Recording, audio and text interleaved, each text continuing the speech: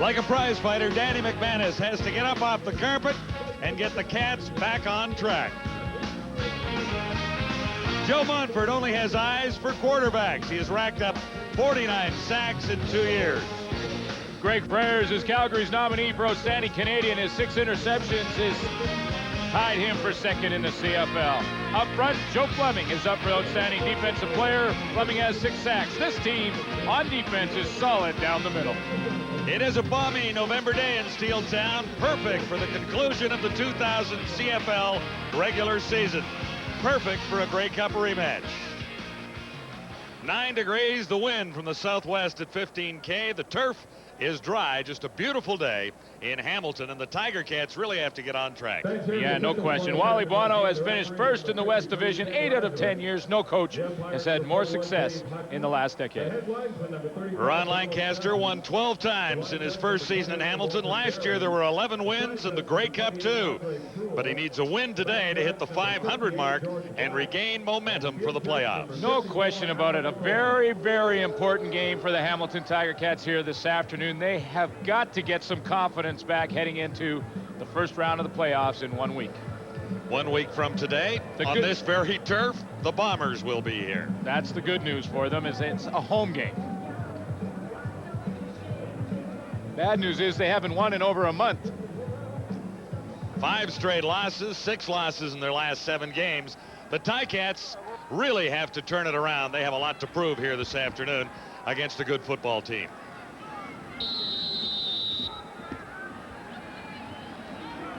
Paul Osbaldiston gets the game underway, taking it deep. Anthony Pryor beginning at the 11. Nice return for Pryor. He's out to about the 32-yard line. Dave Dickinson has hit on 64% of his passes. He may not be around long today. Alan Pitts, Vince Danielson, the slot backs in the middle. Preston is in to run the ball today, and up front, Joe Crysdale anchors the offensive line. Starting lineups today brought to you by Midas, your auto service experts. 36 touchdowns for Dave Dickinson in a simply sensational season. First one is almost picked off. He was looking for Alan Pitts. And Gerald Vaughn was close. Well, Gerald Vaughn has got to lead that secondary. They got to get some help up front. Warren Musica gets the start for Willie Fells at linebacker. And Aaron Williams starts in that defensive line for a sick Mike Philbrick. In the secondary, Rob Hitchcock and the boys have to get it going into the playoffs. They have played passively over the last 4 or 5 weeks. And Joe Montford leads the CFL with 19 sacks coming into this one. Dickinson in trouble, got it away. Incomplete. As Dickinson hits the turf, Danielson got one hand on it, and that was all. You know, I talk about this secondary for the Hamilton Tiger Cats, and over the last few weeks and during this losing streak, they really haven't played. Hamilton, number 53, second down repeated. So the Stampeders will get another chance here.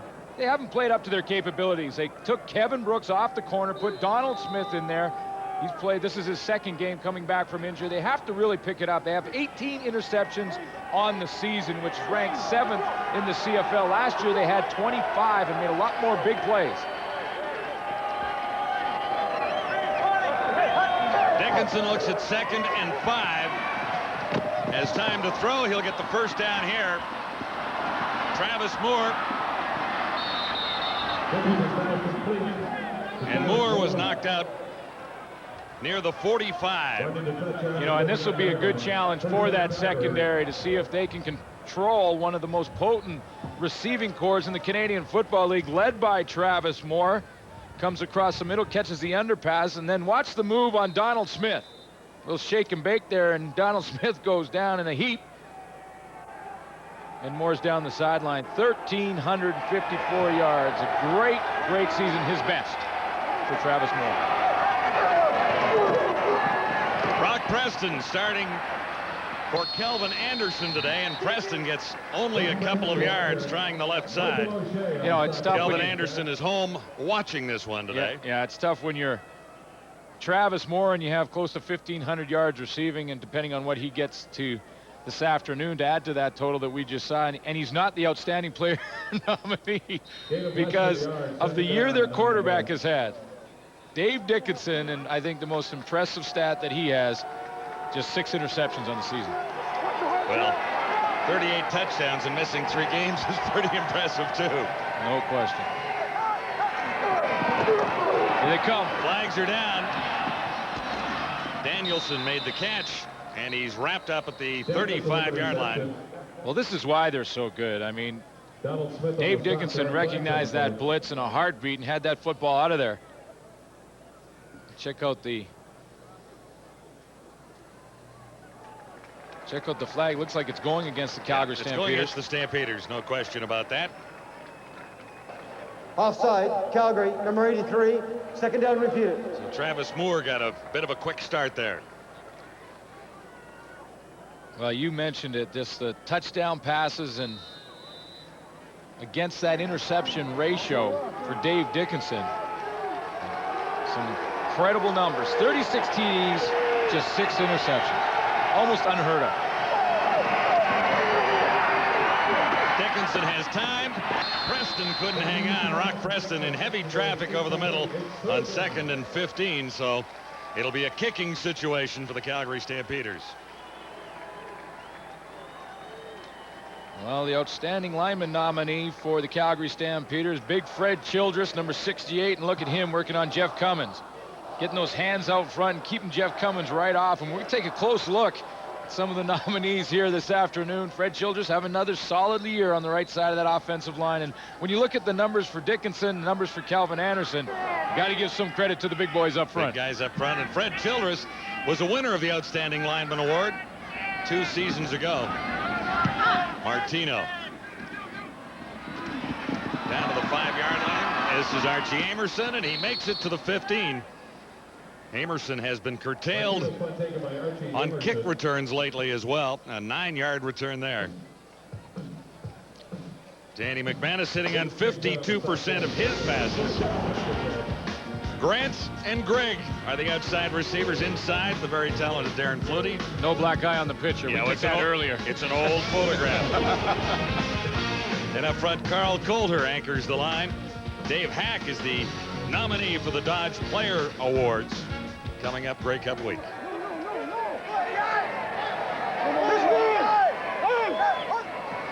McManus begins in the shotgun and fired high for Corey Grant. Well, Greg Freres was hanging out in there. He might have had a shot at that football for his 7th interception.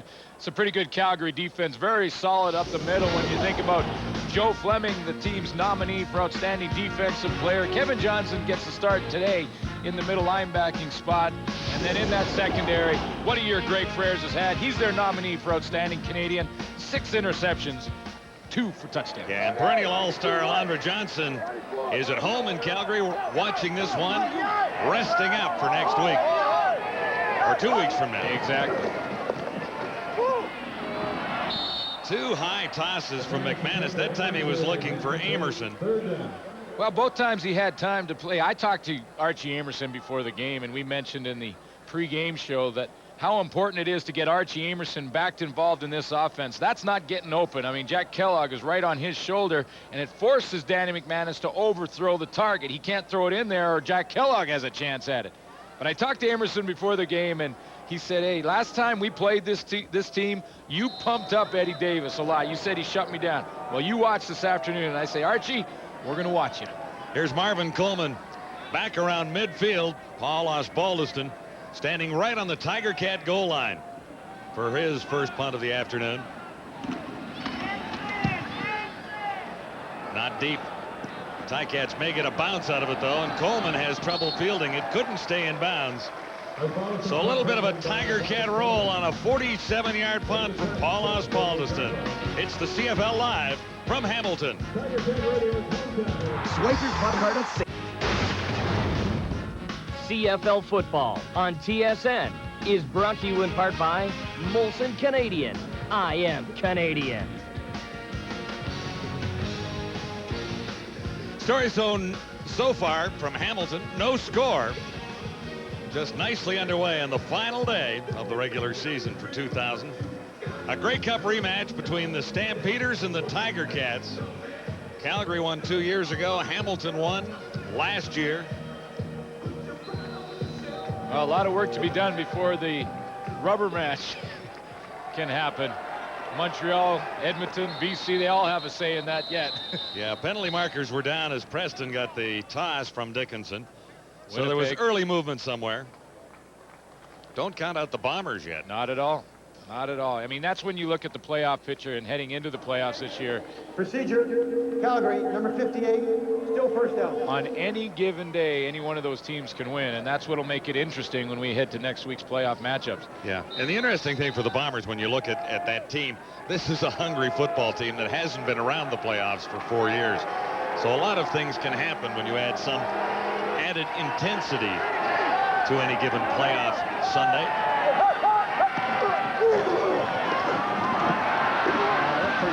Brock Preston broke a couple of tackles. Another flag flies, and Michael O'Shea made the final stop on Rock Preston. Pretty nice block there by Thomas Ram, kicking out Gonzalo Floyd. A little surprising at this time in the regular season to see this many penalty flags early in a game. Holding, Calgary, number 54, first down review. George Heisman is called this time, and he is filling in for Rocco Romano, who is also home in Calgary, but the news not quite as good there. He's done for the season. See Ram kicking out Gonzalo Floyd and opening things up for Rock Preston. It all comes back with the penalty flag. Huge here. First and 25. Stampeders are pushed back to the 33. A little fake. Travis Moore makes the catch and tries to find room up the near side. Gerald Vaughn was there to force him out. The gain is 7. A lot of questions and a lot of people asking what is wrong with the Hamilton Tiger Cats. We can talk about their offense and the problems they had without Danny McManus, and then their defense over the last few weeks. And I think when you look at the numbers, they don't look that bad. Ranked second in the league against the run, second in the league against the pass, and second in the league in points given up. That's pretty good. But you know what the difference is? The turnovers. They're not creating the same amount of turnovers as they did a year ago. On second and 18. Dickinson with time and a target. It's Alan Pitts. Did he hang on? He did. Alan Pitts has the catch. And Gerald Vaughn, the tackle. Pitts is over 1,000 yards now for a record 9 1,000-yard seasons, coming into the game at 993. That's a record that beats Ray Algard and Don Narcisse and Darren Flutie after his 1,000-yard season. Warren Musica putting a pretty nice hit on Alan Pitts over the middle. Musica gets a chance to start for the Tiger Cats at middle linebacker with Willie Fells out with a bad ankle. Another flag down as Preston takes the ball on first down. Montford was there, number 53. Yeah, it really is remarkable. Alan Pitts, another 1,000-yard season. That's 9 for the great pro, the guy who holds all the records in receiving Canadian football. The best of the best. Yep. Offside. And there you have Hamilton, it. number Darren 99. Flutie right behind him. First down on review. the opposite sideline, and Don Narcisse and Ray Algard from Saskatchewan both had 8 years over 1,000. There won't be many records Alan Pitts doesn't have in the receivers column. No, he has all the biggies, doesn't he? Number of catches, number of yards, number of 1,000-yard seasons. Nice fake by Dickinson on first and 5. Bo Richter out of the backfield, and he's got super speed. Bo Richter gets down to the 5. Nicholas Harper forced him out over there. Well, somehow in this defense, Warren Musica gets caught covering Mark Boerichter, and that is a definite mismatch that favors the Calgary Stampeders. Usually what happens is when defenses play half zone and half man, if a crosser comes, they have to go with it. And Warren Musica is the guy who's got to pick up Mark Boerichter and run with him, because he runs the crosser into the man side. So you see 27 going after Mark Boerichter, and now the foot race is on, and that's a foot race that Boerichter's going to win. And that's not to say anything bad about Warren Musica. He's a good linebacker, backup linebacker in there, but he can't run with Mark Boerichter. Boerichter's over 1,000 for the season. Preston is into the end zone for the touchdown. Rock Preston has his 4th touchdown of the season, and it looked easy on that drive. The big play, Mark Borichter for 41 yards. Well, unbelievable hole. David Heisman getting a chance to play Rocco Romano out, and he comes down on a great down block right in here, and he opens it up. And if they handed the ball to John Wells right there, he walks into the end zone. Look at that hole. I think I might have made it. No, you know what? I think O'Shea might have got you right there. He might have reached over and grabbed you. It would have taken you a little longer to get in than it did Rock Preston. Left at the very last. Well, yeah, if you zag, you'd have made it. McLaughlin good on the point after. McLaughlin adds the point after. Rock Preston into the end zone on Calgary's 2nd drive. It's 7-0 Stampeders. Perfect day in the Steel City. Nice day to be on the sidelines, John Lou. Thanks, John. And you know, as much as Danny McManus's injury was a big part of why the Ticats have lost 5 straight games, perhaps Cody Ledbetter's injury was just as damaging. Ledbetter knows the playbook just as well as Danny Mack, but he injured his ankle. He dislocated his ankle on August 4th, and one can only help but think that if Ledbetter was available when McManus went down, the Ticats wouldn't have found themselves in this tailspin. So the Ticats' playoff hopes will probably rest just as much on Ledbetter's continued health as much as McManus's. Yeah, very good point. Very good point. You know, when they lost both guys and they had to go with Bankhead and Billy Dickin with very little experience, saw what happened, and that's when really the tailspin began for the Hamilton Tiger Cats. What's interesting, though, is the Stampeders hit the skids, too, when Dickinson went down. They lost 3 straight games with backup quarterbacks and inexperienced backup quarterbacks in Calgary as well. Dickinson is back. McManus is trying to prove he is back, and he has struggled since returning from a couple of injuries. Ronald Williams' first carry, and Shante Peoples made the tackle. Alondra Johnson on the tackle. Well, Calgary Stampeders made it look pretty easy on that drive that was capped off by the Rock Preston touchdown. Big Fred Childress pulls on the play. He gets the kickoff block, and I talked about David Heisman's block right at the point of attack, and that'll be pretty easy. That's the easiest one Rock Preston's ever got. Gain was 2. This will be 2nd and 8. Stampeders lead after a 62-yard drive for that touchdown. Racing for McManus out to midfield. Darren Flutie makes the catch. Well, if there's a guy that can get things going and get things started for the Hamilton Tiger Cats, it's Darren Flutie, and maybe more importantly, the combination of Darren Flutie and Danny McManus. And we've seen the magic over the years, something that we haven't seen the last few weeks between the two players quite to the level we've seen in the past, but they can get it going in the playoffs. The two of them can win a game by themselves. 17 yards on the play for Darren Flutie. McManus shotgun, has to get it away in a hurry. The release man far side, and it's Andrew Grigg forced out near the 50.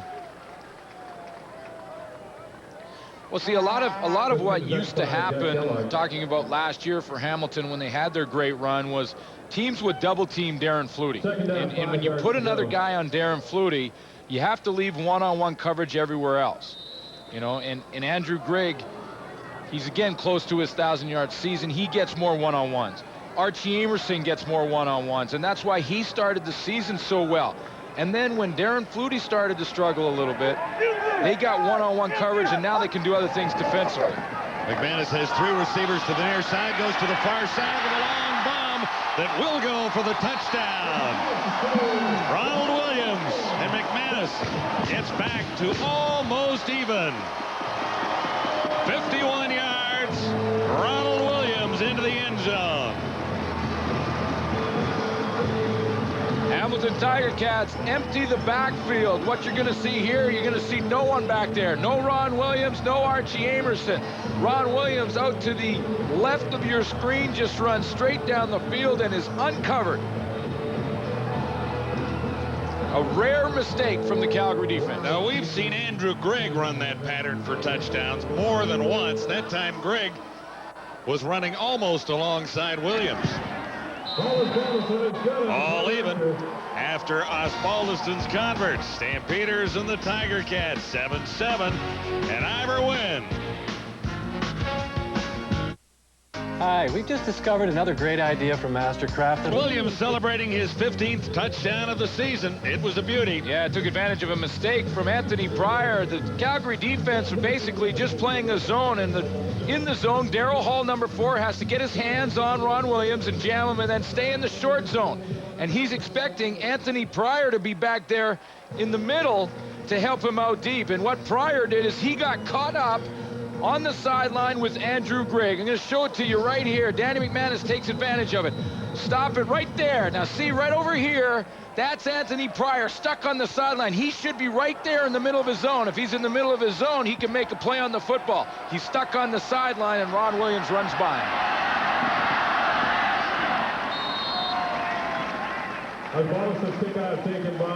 Williams Clifford Ivory with the tackle. Wrapped up by Clifford Ivory on the return. Well, that's not a mistake you want to see at this point in the season from a secondary that's played very well all year long. And we're going to see the end of Dave Dickinson already. Well, that's what Wally Buono was talking about. Get him in, get him warmed up a little bit, and then take a look at the backup, Mike Colley.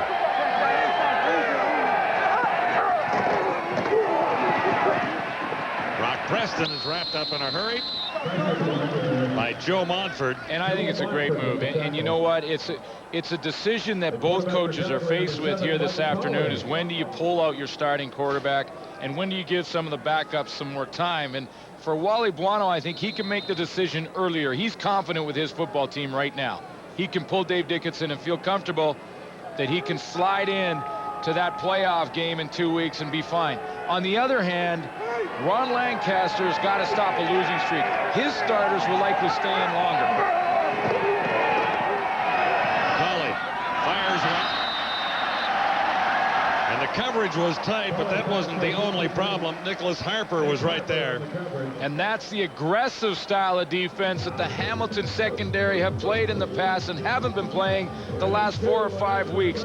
If you're going to catch a pass, and you did last year in that secondary, you came up, you got hit. Travis Moore, even though that one goes incomplete, he takes a smack right there from Nicholas Harper. And what that'll do for Harper is it'll plant something, a little seed in the back of Travis Moore's mind for the next play. Keep those hands in now.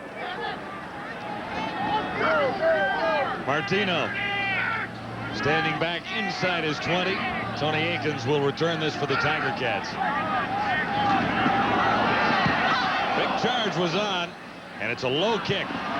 Akins tries the near side, and he's wrapped up from behind. Tackle made by Tunkara.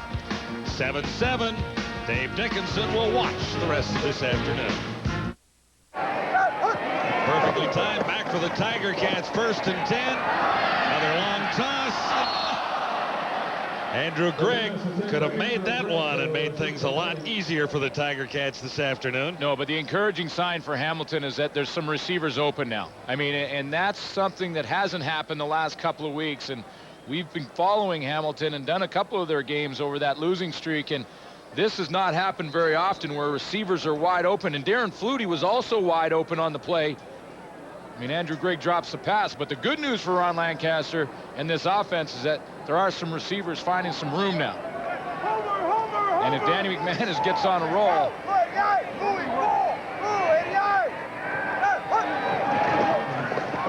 2nd and 10. McManus has Emerson, and he lost his balance.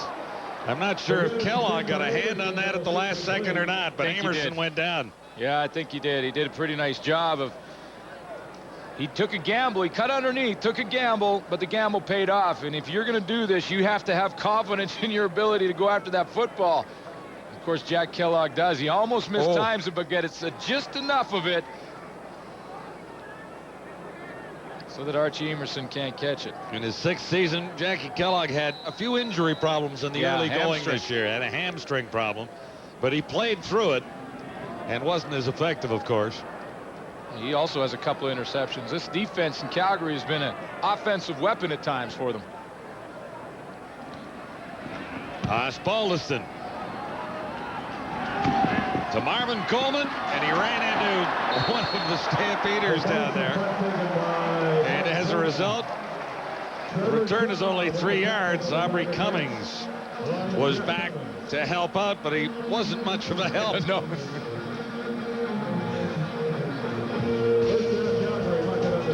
Sports Desk will follow with Sunil Jassi. All the stories, scores, and highlights of a day in sports. And the Argos win today? Yeah, good for them. Ho ho. Yeah, that's good. It's good for them. Mike Clemens really turned that team around, and looks good for the future there in Toronto. 1 week late.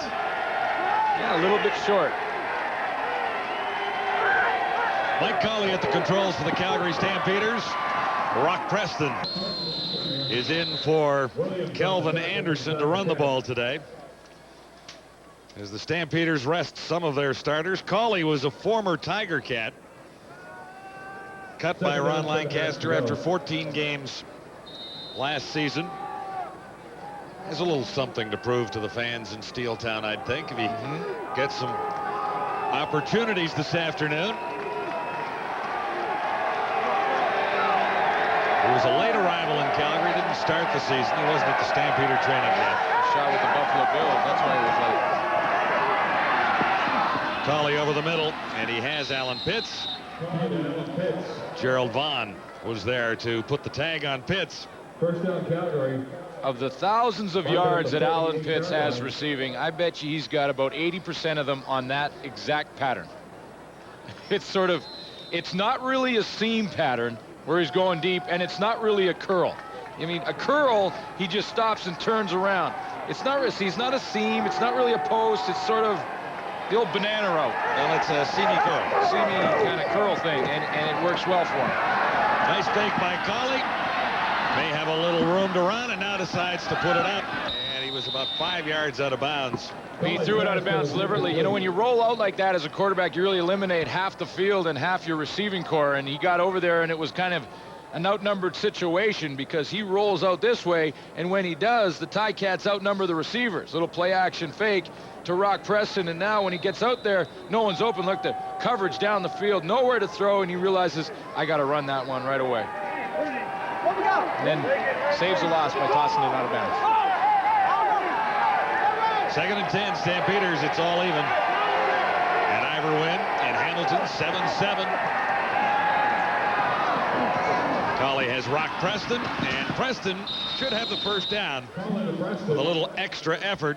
Well, you know what, John? We haven't really talked about the nominee for outstanding defensive player for Hamilton yet in this game. That's Joe Mumford, and one way you can stop Mumford is you put not one, but 2 on him. See Heisman and then Fred Childress. Well, that doesn't seem fair. That's 335 from Heisman, and big Fred Childress at 333, it says in the program. Yeah, right. You know, that's about 700 against Joe Mumford. First down. This could be another one for Preston. He might be stopped a yard shy. Rock Preston running well. Ran into Sean Woodson and Michael O'Shea. Preston averages 8.3 yards per carry. You know, in this series that they run, usually they set up a quarterback keeper. Now, and they run this play a couple of times, and they see if Joe Mumford will bite down. If Joe Mumford goes down to Rock Preston, then Mike Colley goes back in the huddle and says, hey, next time I'm going to fake it to you, and I'm going to keep it. But the way Mumford played that one, I think Mike Colley just keep on handing it to Rock Preston, because he got outside there and was looking right in the face of that guy. You don't want to be doing that very often.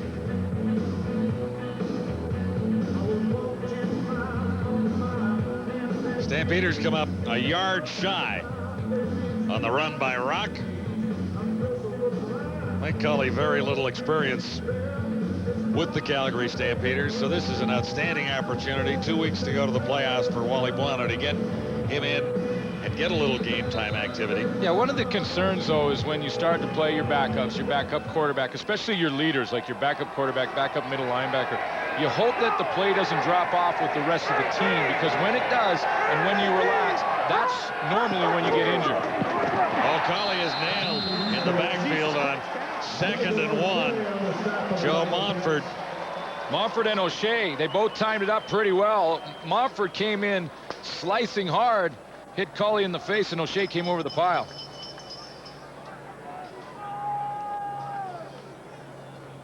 It's the final play of the opening quarter as Montford and O'Shea come through to grab quarterback Colley.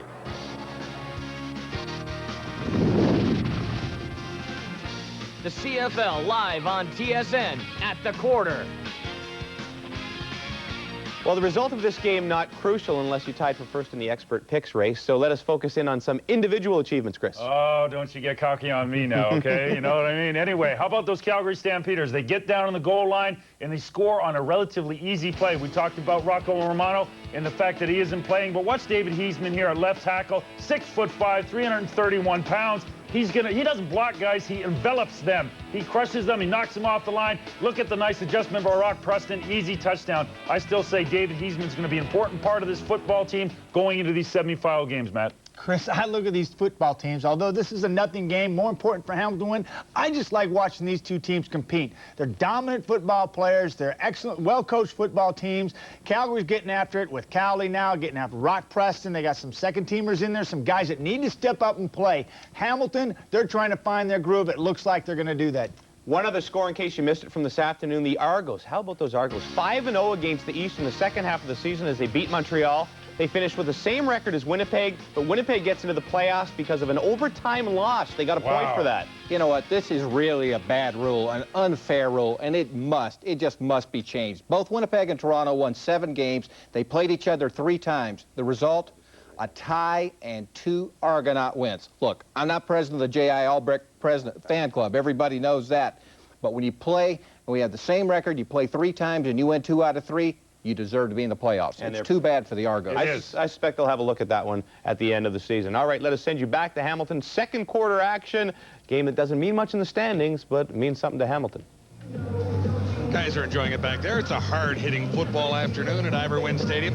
A little bitterness between these two football teams over the last couple of championships they've played in. Well, absolutely, and I agree with Matt Dunnigan. I love to just sit and watch a guy like Joe Montford play, even if the game doesn't mean anything in the standings.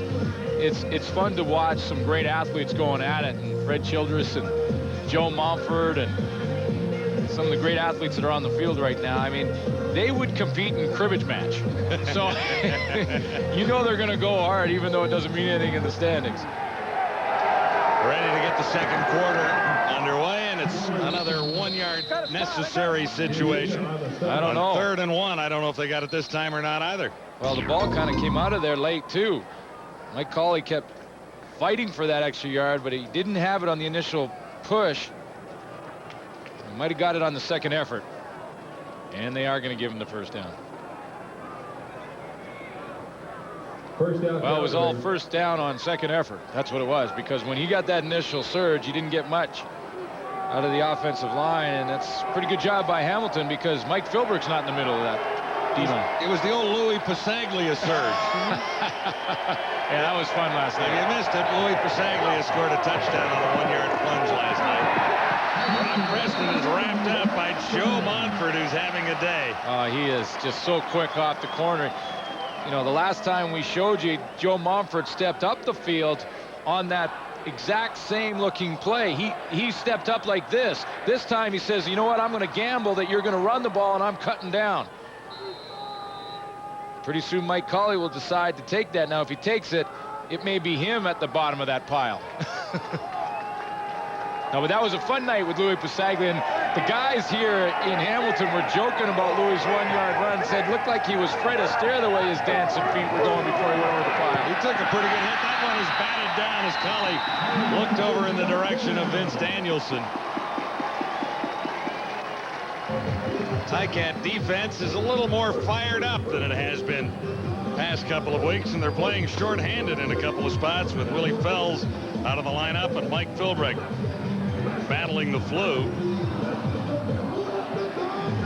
Aaron Williams will slide in for Mike Philbrick, and of course Warren Musica, who we saw early in the game put a pretty good hit on Alan Pitts, gets the chance to play for Willie Fells.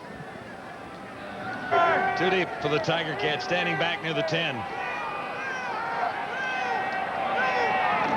Martino angles it to the far side, and that one may sail through over Tony Aiken's head and all the way back to the dead ball line. So the Tiger Cats forced to give up a single there on a long 62-yarder by Tony Martino. 1st and 10 for Mac and the Cats when we return.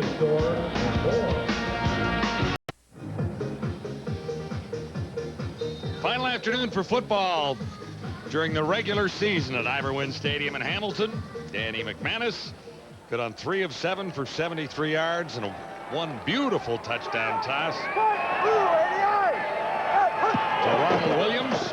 1st down Tiger Cats, and here's Williams along the ground. Broke 1, broke 2, and he's out past the 50 to about the 45. Anthony Pryor made the tackle. Best run of the afternoon by any running back on this turf. One of the toughest categories to judge is the offensive line category. Watch the block by the nominee out of Hamilton, Dave Hack, right there on Kevin Johnson. That's the block that springs Ron Williams. A little bit of a grab, but I thought I saw a he shirt gets away with it. down there. See, he goes down, and that's tough in the open field against the linebacker, and he gets away with a little bit of grab, chips off onto the free safety, Greg Frères, and just creates havoc. 27 yards the gain. Grant caught it the second time, bobbled it, and then held on for a 5-yard gain. Kevin Johnson got over to make the tackle. Corey Grant feels he's been a little jinxed at times this year. Well, he's not had the great year. I mean, and he, coming into this season, there was very high expectations on Corey Grant after his rookie year when he had over 800 yards receiving and 3 touchdowns. They expected big things out of him. In fact, they expected a 1,000-yard season out of him, and he just didn't get there, but it wasn't just his fault. A little more than half of last year's output for Grant thus far. Ronald Williams averaging 4.7 yards a carry. He's over 1,000 for a career high this year. Has his 14th rushing touchdown this afternoon. You know, and out of all the running backs in the league and the top running backs in the league, Ron Williams is maybe the most underrated, and probably because of some of the off-field things and some of the rumors you hear about Ronald Williams in the locker room and things like that. Some of them true, some of them not. But the bottom line is Ronald Williams gets it done. Another 1,000-yard season for him, and he's definitely a load. One thing that is true, he has been in the doghouse here a couple of times. No with question. This guy, we saw Williams and Lancaster at opposite ends of the bench. Yeah. One afternoon. I remember that game. Osbaldiston on 3rd down sails a nice one. This should even things up. Into the end zone, and a single point for the Tiger Cats. A 60-yard single to answer Martino's 62-yarder. It's even at 8. On the play, 1st down. No yards charged against the Hamilton Tiger Cats on that 60-yard punt by Paul Osbaldiston. As a result, they take the point away. Yeah. Well, we gave him the 2,500th point of his career. Momentarily, we've taken it back. Now we have to take it back. Now he's got 2,499 because Clifford Ivory went in there and downed the ball like you would in the National Football League, but you don't do that in the CFL. That's a no yards penalty, so no point, and Calgary gets it on the 25-yard line. He had to let a Stampeder touch the ball, or actually, yeah, he had to give him 5 yards. Go down on a knee and give him 5 yards. The ball was touched by a Tiger Cat in the end zone. They are called for no yards. There is no point on So we'll have to wait for Paul Osbaldiston to get 2,500. And Ozzie was out talking to the officials for a length of time about that, but it didn't quite roll through the end zone. As a result, Stampeders on top by 1, 8-7. Mike Colley at the controls. Intercepted, or is it? Vaughn, I thought had it twice. Gerald Vaughn. There was a couple of them down there had a chance at it. Gerald Vaughn, the old tip drill. Something that the defensive backs practice all the time is the tip drill, and when that ball goes through the hands of the receiver, then the fun begins. Vince Danielson had a good shot at it, saw the hit coming. He's got it. He's got it there. 1, 2, 3 juggle, and then who else had a chance at it? Gonzalo Floyd had a chance at it. 1, 2, 3. Oh. Somebody greased the pigskin.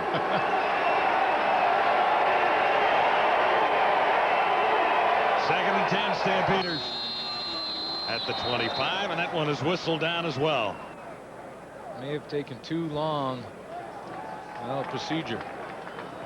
Straight out procedure. Procedure. Calgary, number 54, still second down. Well, you're going to give David Heisman one. He hasn't had a whole lot of playing time for the Calgary Stampeders, so give him 1 or 2 mistakes at least.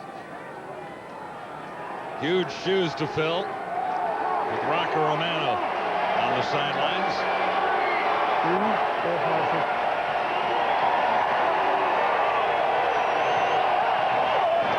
Second and 15, and no one is home for Colley's pass there. Well, this is the communication. Dave Dickinson has worked so much with Alan Pitts that he knows when he's going to go in, when he's going to zig, and when he's going to zag.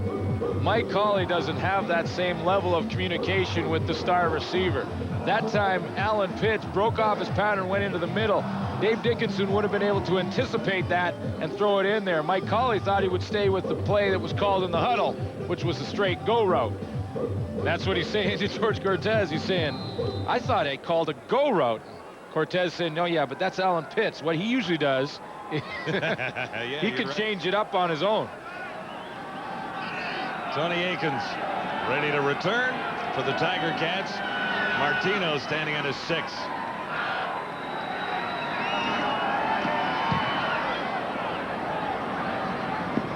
Akins has to make a move and won't get a chance to play that one. Rolling out at the 45. 45-yard punt. 9:18 to go in the opening half. It's the Stampeders on top by 1. In Hamilton, a final warm-up before the playoff next week. NFL primetime tonight on TSN. Carolina versus St. Louis. 7:30 Eastern, 4:30 in your time zone. I'm liking the Rams. Oh, yeah. I'm going to go way out on a limb on this one and say I'm liking the Rams. Yeah. Well, you're never on the fence for very long, are you? Well, Buffalo won in overtime. Doug Flutie got it done. Struggled a bit, but got it done in the end, so it's a couple in a row for the other Flutie. McManus on first down for Amerson. Got away from the first, and he's hammered, but he gets the first down. Ran into Greg Frères, the outstanding Canadian nominee for the Calgary Stampeders, is number 12. Quite a season in Canadian football this year. Last night, a great night for Louis Passaglia. He'll call it quits at the end of this year, depending on how far the Lions go. Got a touchdown there last night. We were at Pinball's retirement party. That's right. He ends the season on a winning note. Henry Williams retires after 15 great years. You were there for Damon's passing record. I was there for the announcement of the new commissioner, which wasn't a big surprise. Catch made. It'll be a first down. It was terrific. Andrew Gregg. A great year and a pretty nice catch. Yeah, it was a very nice catch. Well, it was, because Andrew Gregg, remember, early in the game dropped a pretty easy catch, and this one, a very, very difficult catch, makes up for it just like that. Has to stop, come back against his body, gets both hands on it. Not only that, keeps his feet in bounds. And a 16-yard gain for the Tiger Cats, who are down by a point. Just over 8 minutes to go till halftime. 2 for 21. For Andrew Gregg thus far. Watch Flutie. Watch Ronald Williams. Yeah, you know, they're setting something up right now with Darren Flutie and Ronald Williams. They're setting up a series of plays to see if they can take a look at how Calgary may play against it. Not only that, they're trying to show Winnipeg a thing or two for the game film this week when they get ready for that playoff game. There's Ron Williams there, and coming around on the reverse, Darren Flutie. So they can go back and possibly fake that play to Ron Williams and then flip it out to Flutie. And remember, Flutie can throw the ball as well. Maybe not quite as well as his brother, but he can throw it. He's completed a few. Darren Flutie, that is. 12 yards for Williams into the end zone and right into the arms of a Stampeder waiting down there. Greg Frères has another interception, his 7th of the season. And that was not a nifty pass by Danny McManus. Well, Danny McManus is a timing passer. I mean, he throws it, and he has to trust his receivers are going to be there. And Darren Flutie ran a post pattern. Danny McManus, quite honestly, thought he was going to run a flag pattern. I mean, and there it is. Darren Flutie was right at the goal post, and that ball was thrown out to the corner. Frères had to play it like a center fielder, stand there and wait for it. I was like, yeah, just catch that punt coming down to you, because Danny McManus throws the football before Darren Flutie comes out of his break. He broke the wrong way. Or Danny threw it the wrong way. Now, I'm not sure what play was called in the huddle. We're not down there, but either way, they've mix up in communications one way or the other. So the Stampeders have a first down. Brock Preston has the ball. Ticats have rallied well to the run this afternoon. That was Jeff Cummins over there to make the tackle. Pretty easy interception there for Greg Frères, but he's made a couple of tough ones and a couple of big ones this season. Greg Frères in a game against the Edmonton Eskimos comes across, picks that one off, takes that one into the end zone against Edmonton on Labor Day. That was his first for a touchdown. There was one to come later. He has 7 on the season. Interceptions, that is. 2 have gone all the way.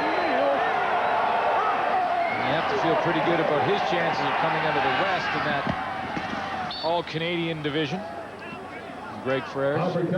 Aubrey Cummings made the catch there. And that'll be enough for a first down for Calgary. Frères up against Sean Millington, Mark Nora, and Dan Farthing in the West for... that doesn't sound real easy. The Canadian. No, I mean, Sean Millington's had a great year. Mark Nora hasn't played a ton, but when he has played, he's been very effective for Edmonton, and Farthing's had one of his best, the slot back position in Saskatchewan. Not easy to come out of the West there, but Greg Frères has just had a breakout season. Stampeders with a first down. Just outside the 20. Colley released in a hurry. Too quickly, in fact, for Alan Pitts near the sideline. It's really a tough category in both divisions, and you also look at the Eastern Division with Davis Sanchez, Roger Dunbar. He's had a great, I like Sanchez's season.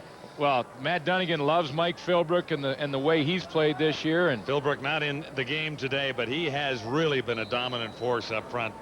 And little doubt he was the most valuable Canadian on the Ticats all season. You know, and a lot of times the voters will look at stats, and if they do, then Sean Millington really will get probably a lot of the votes from that category. And then you have Greg Frères on defense. He's put up 7 interceptions. So it's going to be interesting. Almost intercepted. Well, Gerald Vaughn's got to check his gloves or something. He's had a couple of chances now, and he's got to go over there and, I don't know, get a retread. Get a retread on those gloves, because he just can't catch that slick pigskin right now. That's 2 interceptions, and you know what? They were both down there in Calgary's end of the field. Would have been big turnovers. Again, you go back to the big difference this year from last with the Hamilton defense. Not necessarily giving up more yardage either on the run or the pass, but not making the key turnover, the key interception. Last year they were a +15 in the giveaway takeaway good for second. This year a -15, last in the league. Yeah, just 18 interceptions for the Tiger Cats on the season. Vaughn should have at least 2 here this afternoon. No question. Big charges on Martino. Had to hurry it a bit. Aikens back at the Tiger Cat 45. There's room down the sidelines. Tony Aikens has a chance. He's got the touchdown.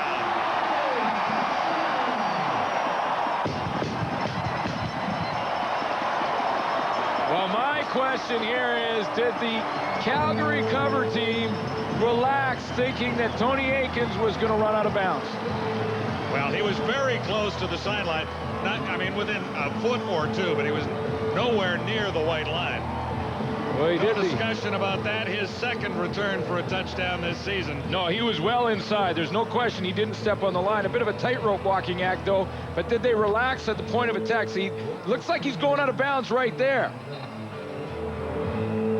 Just sticks down that sideline, and away he goes. 65 yards, touchdown.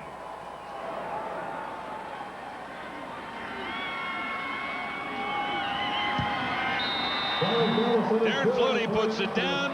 Paul Osbaldiston hammers it through, and the celebration centers around number 81, Tony Akins, who gives the Cats the lead. Tony Akins has a couple of returns for touchdowns, and that one covered 65 yards, a real fine play. Look at how you got a block up here and how the cover team is getting pushed into this side of the field. The blocks are made at the line of scrimmage because I'm going to show you the gap that's created. If you see, now freeze it right there. See the gap? There's the gap in the cover lanes. Now, when Akins catches that ball, he takes advantage of that gap, and he's up the sideline. You can sometimes make your block if you're on the punt return team right on the line of scrimmage. Then all of a sudden there's 1 or 2 lanes open, and all you need if you're Tony Akins is 1 lane open to get in that end zone.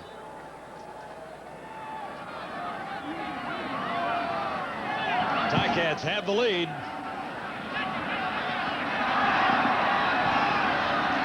Kevin Johnson returning. He's not accustomed to it.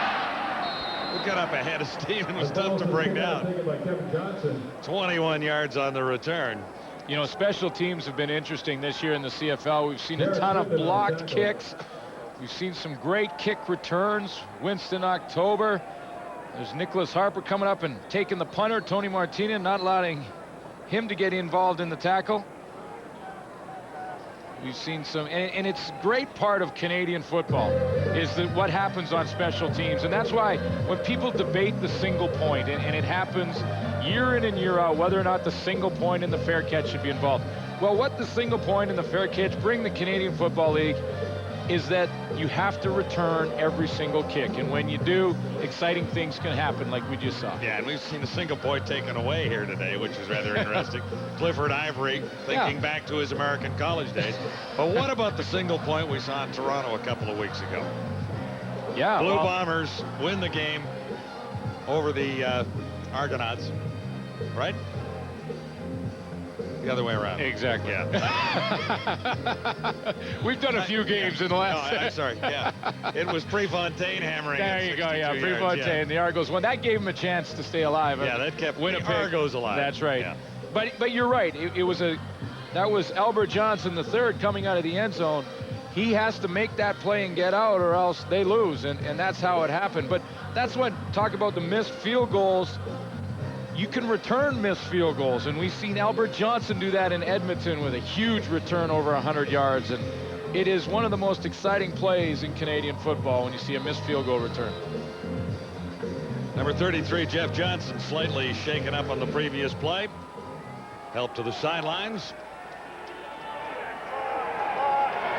So watch Mike Colley at the controls of the Stampeders one more time, beginning at the 43 with just under 4 minutes to go till halftime.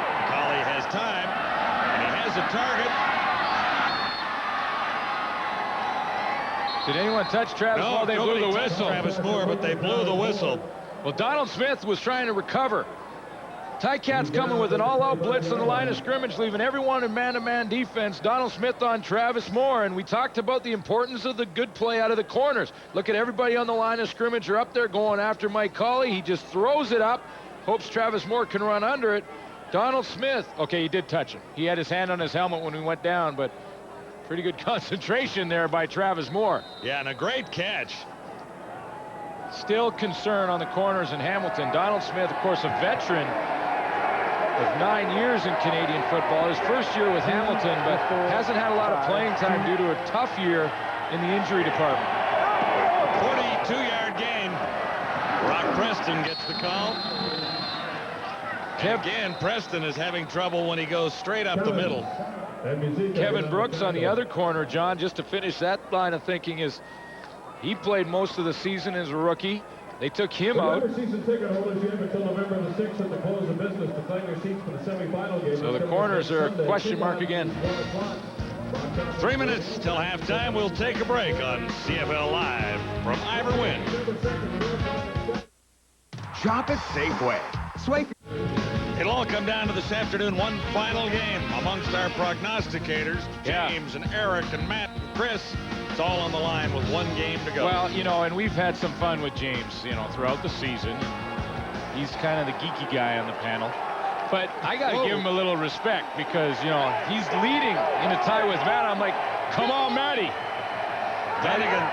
has Hamilton today, and Duthie has Calgary. Oh, yeah. This will all play out and be rather interesting when we join the guys at the half. Well, I got to tell you something. If James wins, I'm not going back to Toronto tonight. I don't know. You called him a geek. I don't think he can go back under any circumstance. Still second down.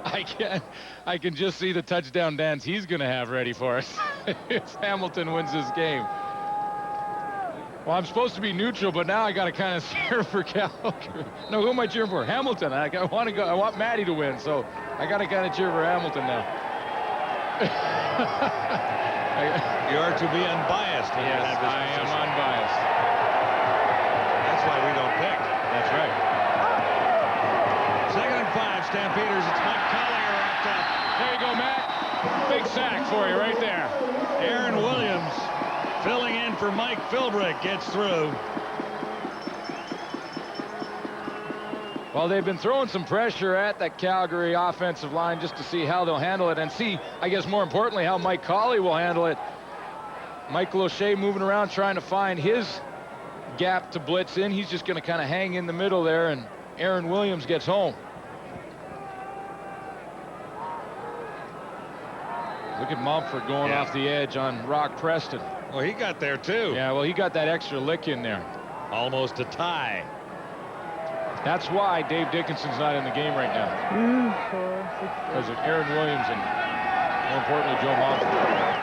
Mark McLaughlin puts it through from about the 34-yard line. So McLaughlin adds a couple more to the Stampeder total at 14-11 now.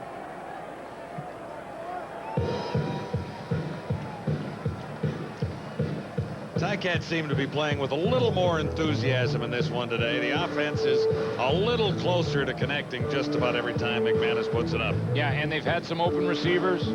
They got the running game going. Ron Williams is moving the football along the ground a little bit when they do involve him. And defensively, they played better. So you're right. It's a very important game for Ron Lancaster. He wants to see if his team will respond. And that's the thing when you look at this team against Winnipeg. A lot of people right now are saying Winnipeg coming in are the favorites almost because they're a hot team right now.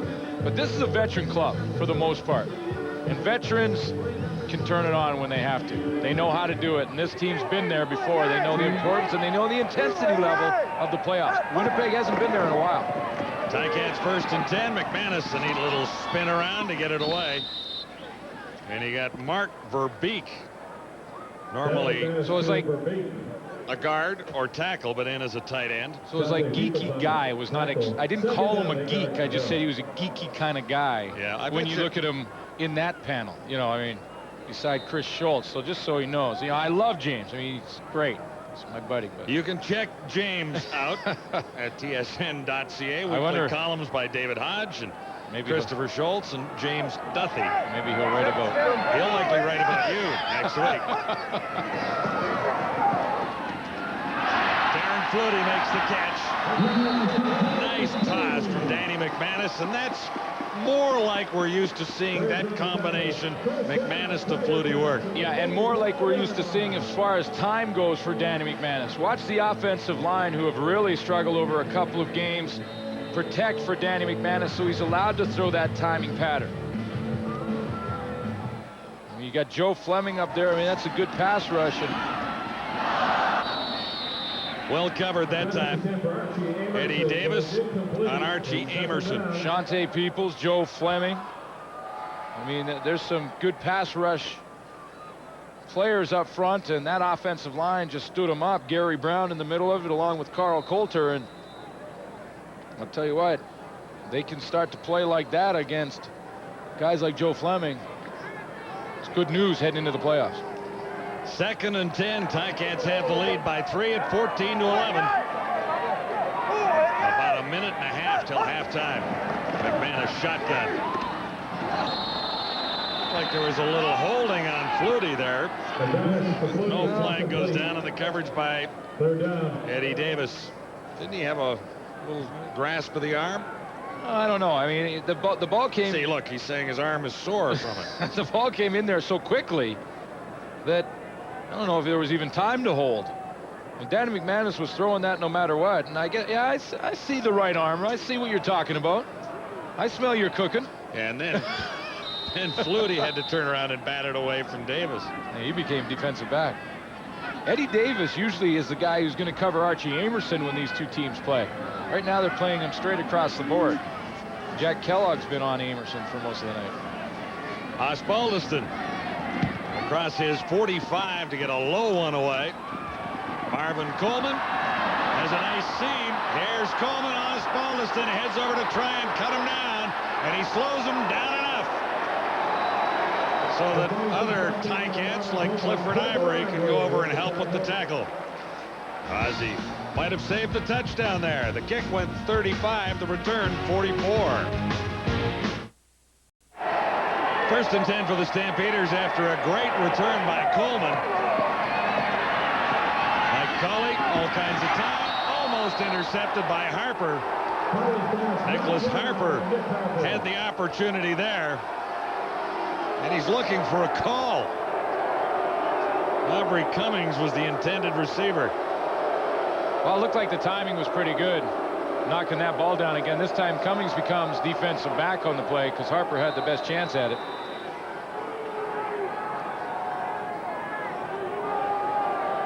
Second and 10, Stampeders, 1:04 to go. First half at Ivor Wynn.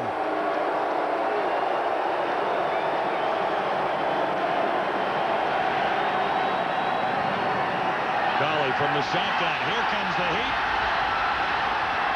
And he'll have to fire away. Actually, he looked to a target, Alan Pitts, and Vaughn was covering. Looked like he might have been forced to just get rid of the ball, but he got it in the vicinity, at least, of Alan Pitts. Yeah, he was forced because Aaron Williams was tracking him down. They were after him in a big way, and he was scrambling to find anybody he could. Tried to gun it into Alan Pitts.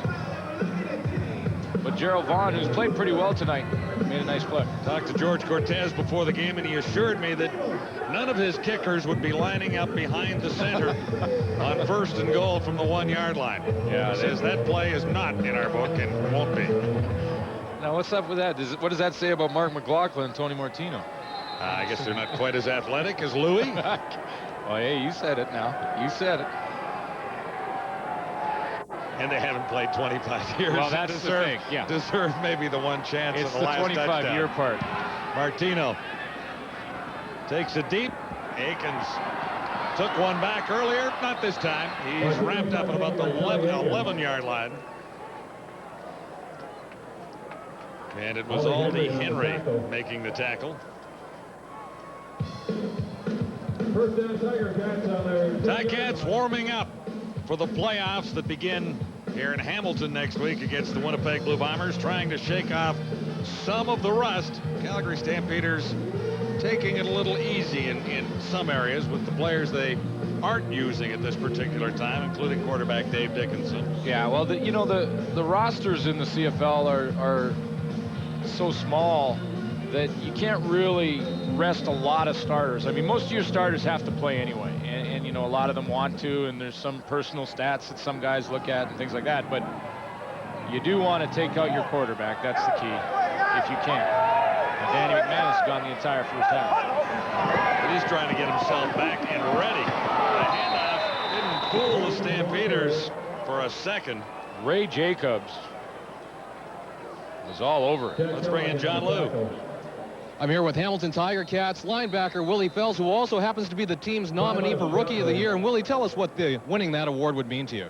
Oh, it would mean a lot. It would just be a top on top of the season that I've been having a pretty good season thanks to my teammates, Mike Philbrick and Jeff Cummins, great guys inside for me, and making things happen for me.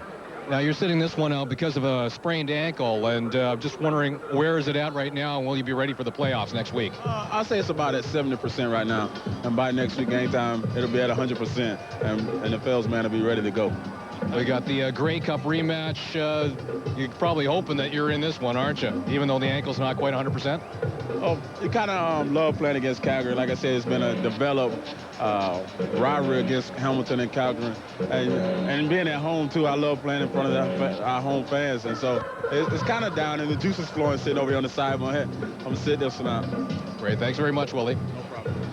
The Fells man. The Fells man. Well, the Fells man, you talked about that playoff game. 70%, he's going. I guarantee you that. It's playoff time. Flutie makes the catch, then lost the ball. It's picked up by the Stampeders. It's Shante Peoples, and Peoples is dropped near the 35-yard line. So Flutie's catch was plenty for the first down, and he lost the ball on his way down. Well, here's why the Calgary Stampeders are the team that they are and the team that they've been over the last 10 years is because, to a man, the team does not give up on any play. Shante Peoples was up on the line of scrimmage to start that play, and because of good hustle, created that fumble recovery. I mean, Coleman forces the ball out of there, but the good hustle by Shante Peoples to come back, he picks up the recovery. If he doesn't hustle like that, maybe Hamilton recovers that football. That's why they're so good and have been for so long.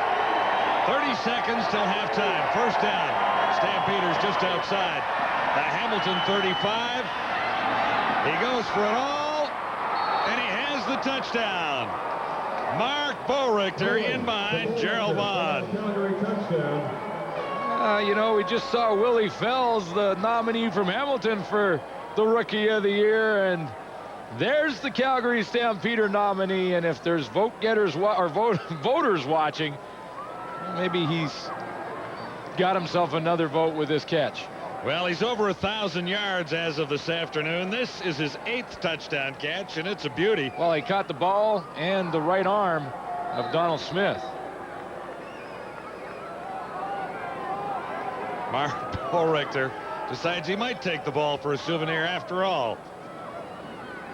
So one play to hit the end zone from 36 yards out. Mike Colley to Mark Boerichter. What's even more interesting about the Boerichter story, I know he's seen a lot of action, but he has been listed as the 6th receiver most of the season for the Calgary Stampeders. Now, he gets in to a lot of action out there, but he is not listed as a starter every game. Well, that was coming in, and now he's got his 1,000-yard season, 7 touchdowns. Let's make that 8. Yeah, great rookie season for Mark Boerichter. And when you look at the nominees, it's another tough category. And you see George White in Saskatchewan's had a great year on defense. Willie Fells here in Hamilton. Michael Jenkins has played well in Toronto as a rookie. So, I mean, it's another very tough category, and that's great. I mean, just like we said about the playoff matchups going in, tough to pick a winner in any one of them, especially in the semifinals. And it's the same way for a lot of these categories for the Outstanding Player Awards. It's just a tough year to single out guys. Well, in the next week, the Eastern and Western finalists in all 5 categories for the Dodge Outstanding Player Awards will be released. And just last week, we found out who the team nominees were in all those categories. How about Coach of the Year? I think we may have to wait another week to decide. Well, yeah, that's what I'm saying. I mean, Charlie Taff, Wally Buono, another great year. Does Mike have a chance? Don Matthews. He's done a lot with a lot of injuries in Edmonton this year. Might be very close in the voting for that particular category. Aikens ran one back earlier. Amerson can't find a way to get around Biasu there with 16 seconds to go. And let's not forget Dave Ritchie in that category. I mean, he's done a nice job with Winnipeg with some injuries and a quarterback situation he had to fix at the beginning of the year, or at least change. Well, what about Ron Lancaster? And then you've mentioned absolutely everybody. There I am on the fence again. I just perched right on that fence. Yeah, I don't think you've missed anybody if you mention Ron. Well, you mentioned that we can't make these picks. By the way, now James Duthie has a 4-point lead in this game, which is making me nervous. But we can't make these picks. We go into these locker rooms every single week and talk to every one of these players at one time or another. And if we were picking winners and losers before the game, they'd have something to say about it. Emerson couldn't hang on to that one down there. With 12 seconds to go now. 9 of 16 for 140 yards. Better for Rocky Balboa. Better this time. I mean, it's a better half he's put together. He's had some open receivers. He seems like he's getting the magic back between him and Darren Flutie. All good news for the Hamilton fans. Calgary. And we looked at, he was under, in 2 games back after his hamstring injury, was under 300 yards in both games. I mean, that's not Danny McManus type numbers. Absolutely not. Last week, when he injured his wrist and injured his eye, he was good on 5 of 18. And that's only 27%. But there were injury factors there. Down the far side, Corey Grant. I don't know if he appeared to let up on that one or didn't think it was coming in his direction. Almost looked like he didn't see it, because he tried to catch up to it. So the Tiger Cats will go to the dressing room at halftime down by 4 points with some encouraging signs surrounding this offense. Last time that Paul Osbaldiston punted the ball to Marvin Coleman, he had to make the tackle. So even though there's 8 seconds, and again, this is a great thing about Canadian football, you punt the football, 8 seconds left, you could be seeing one more big play before this half is over.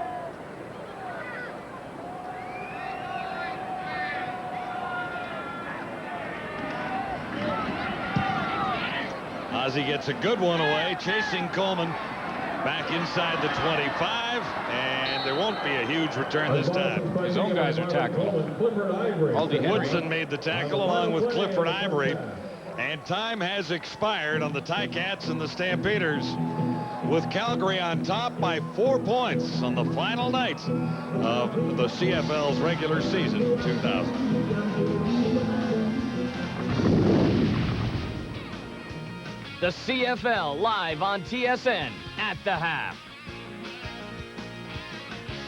The Geek and his freaks back with you, and you know, despite this little contest we're having, I have maintained my journalistic integrity and remained unbiased throughout this game. Right. What do you think, Eric? Yeah, no. Not about that. Yeah, right. I think in that last turnover obviously really hurt Hamilton. The fluty fumble, it cost him 7 points. But I do think it's fair to say that these Ticats showed up to play today. On defense, they're flying around and smacking people. On offense, you see Ronald Williams running hard. And on special teams, we saw the big play. A lot of people were ready to bury the Ticats after 5 straight losses, but I think they're showing some real character. Yeah, Chris. they are, and they should, because they are loaded with some veteran players. And when you look at a career, there is a big separation. You divide it in 3 ways. When you're young and you enter pro football, you're happy to be there. Then you go through a little arrogant stage and you're making some money, you're feeling good about yourself, and, you know, maybe about the mid-20s. But when you get a little older in football, you know what's important? The opportunities for playoffs and the opportunities to get in the Grey Cup, because you know your time's running out. I'm surprised Hamilton has not even responded better in playing this game, because for some of these older guys, this may be their last time around. Chris. You're crying, huh? Hamilton is killing me, man. They're killing me. Not only killing themselves, but killing me. I can't lose to Duthie. I'm telling you, right now, the Hamilton Tiger Cats are playing right in the Calgary Stampeders' hands, and the Calgary Stampeders are getting a great opportunity at picking up some live blitzing, because they are now throwing some blitzes at Mike Callie that they probably normally wouldn't do if, in fact, Dave Dickinson was center, because Dickinson would make them pay. But this is a great situation for Calgary. They're getting a look at Rock Preston, Mike Callie. Their offensive line is getting some live reps at picking up some live blitzes against a team that is very hungry. Hey, you may be worried about losing to Duthie. Schulte and I already have. That was a pathetic little display off the top, by the way, Matt. Oh, come on. More on our little contest coming up at the break. Hamilton got off to a good start in this one, but the Stamps have come back. Ron Williams and company had the lead. Now they'll have to come back in the second half to avoid going into the playoffs in a long losing skid. Earlier today, Argos Al's Pinball's team won 3 of their last 4, but alas, too little too late. Trailing 3-0 in the second. Winston October coughs up the punt return. Brad Elberg falls on it, and Toronto gets a break on the ensuing drive. Michael Jenkins, terrific gain on the rush. You know what? This may be the best find Toronto had all year. Michael Jenkins has a great reputation as a running back. Had a huge game. That's burst going into for the touchdown. 7-3 Argos. They look for more, but Kerwin Bell picked off by Davis Sanchez. His 9th pick of the year. Davis Sanchez leads the league in this category. Another great draft choice by Jim Pop. Al's up 11-7. Bell and Tyrone Brown, heated argument. It shows me these guys care. They are still grinding, pushing to try to find a way to win. And they push their way into the end zone to patch things up. 14-11 Argos. Al's try to respond. Thomas Haskins bursts through and looks like he's on his way to the end zone, but whoops! Out pops football. Adrian Smith dives on it, and the Argos Great finish to their season. All smiles pinball as they finish 5-0 against the East in the second half of the season and 6-2 overall with pinball just on the sidelines. Jenkins rushes for 170 yards. Alouettes get 2 Canadian receivers over 1,000 yards, Jock Climby and Ben Cahoon. Stay with us. More ahead. It has now become the most overhyped race in the history of television. The expert picks here on the CFL panel. Actually, 2 battles. You have Duffy and Dunnigan going at it for first, and also Schultz and Tillman going at it for the bronze medal. Schultz has Hamilton, Tillman has Calgary. But of course, this is the only battle that really matters. The tale of the tape, the fight of the century. Matt with a slight edge in years played, slight edge in Grey Cup victories, and slight edge in passing yards. But in wedgies received, Duffy dominant. Most of those, by the way, received from his fellow panelists. Eh? Dude, I don't know how you keep a straight face with all those wedgies. I led in one category. You guys have been picking on me all season long. Let's check out the numbers from the first half, the numbers that really matter to you folks at home. And, well, big one would be the turnovers in this case. Those 2 turnovers by Hamilton were very costly. The last one, of course, leading to the Bo Richter touchdown. Wally Buono has a lead in his final regular season game. He spoke with our John Liu. Well, Coach, you wanted to give Mike Cauley some reps just in case you're going to need him in the playoffs. How satisfied are you with his performance coming in for Dave? Well, we're very satisfied. He's making some plays. I think he's had some bad luck with some drop balls, but other than that, he's taking his reads. He's making some things happen. Now, the game obviously doesn't mean anything in the standings. How important is it for you guys to still go for the win to try to establish momentum heading into the playoffs? Well, again, we're playing to win no matter who's in there. That's one of the things that we talked about all week long. That's you got to be able to win with whatever player you have. So we're going to do a lot more substitution in the second half. Great. Thanks a lot, Coach. Good luck in the second half. Yeah, we've talked about this. It's an odd situation for a coach. You want to win the football game. You want to get players into the game. You don't want to get players hurt. How would you handle it? You know, I would handle exactly the same way that Wally Bono's handled. I would substitute in the second half. But what does that say for the Hamilton Ticats? Because, you know, if they lose this game, they're not losing against a Dave Dickinson team. They're losing against a Mike Cauley team. They're not losing against a team with Calvin Anderson. They're losing against a team with Rock Preston. I think it really shows that this Hamilton team really is struggling in a lot of different facets of football. Buono says he's going to substitute. Hamilton's got to take advantage of that and win this game. Yeah, they have to eliminate the turnovers. It's cost them 14 points up to this point. You saw the one there with Flutie putting it away. Ashante Peoples recovers. The next play, touchdown. And now you see the interception in the end zone, cost them points there, took points off the board for them. They have to eliminate those turnovers if they want to go out there and be a consistent football team. You can't have this type of play going in the playoffs. They have to stop it right now and get on a roll. And, Eric, is Danny Mac going to play in the second half? I think he may play some, but I talked to Ron Lancaster Wednesday night, and he said he wanted Danny Mac to have some success today, get a little rhythm. Hey, he threw for 150 yards in the first half.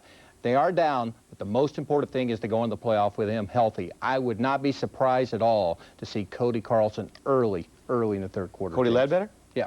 Not Carlson. He's played in the National Football League. I knew where you were going, hey, Eric. I'm still upset about coming in last. I knew where you were going with that one. Yeah, you figured the Ticats do not want to go into the playoffs on a 6-game losing streak, and I just figured Danny Mac would play a little bit more anyway. We are headed towards the third quarter in this one. It is the Calgary Stampeders looking for the best record in the CFL this year if they can win this game. Second half just ahead. Introducing the... One half to go in the regular season of the CFL. Danny McManus still working a little bit of the rust off. Let's go down to John Liu with the head coach. Coach, so important for Danny to reestablish his rhythm as you head into the playoffs next week. What did you think of his first half? I thought he played well. You know, he's done now. We're not going to play him anymore, so we're going to sit him out. He went 30 minutes. I thought everything he did was fine. Just the one bad read and throw. Outside of that, he played well. Now, the giveaway takeaway has been a point of concern for you all season long. That recovered fumble had to hurt coming that late in the first half.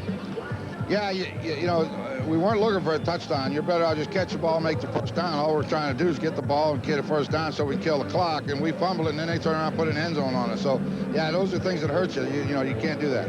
Good luck in the second half, Coach. Thanks a lot. So Cody Ledbetter is going to see duty here in the second half for the Hamilton Tiger Cats. Didn't play all that badly last week, hit on 60% of his passes. Oh, I thought he played very well in the second half versus the BC Lions and moved the football effectively.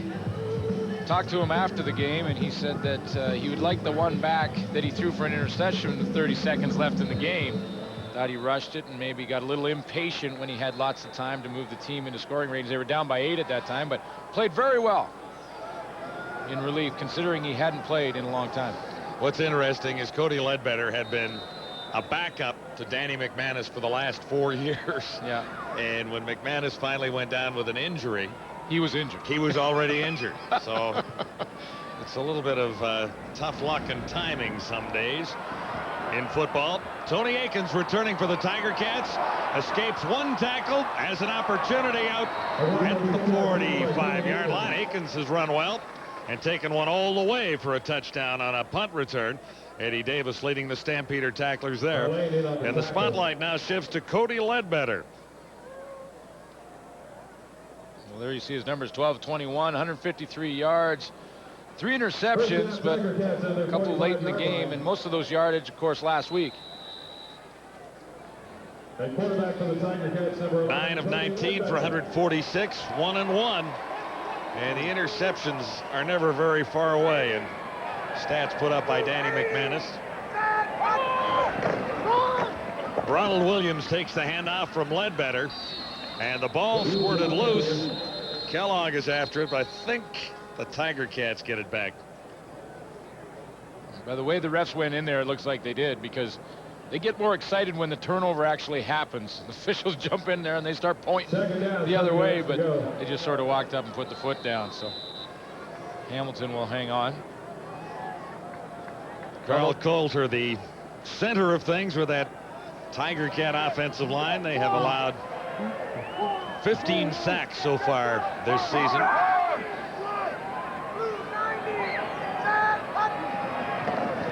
Ledbetter looks one way, then the other. A flag goes down on the coverage on Andrew Gregg, far side, and I don't think there's any doubt about what is going to happen here. Anthony Pryor was covering.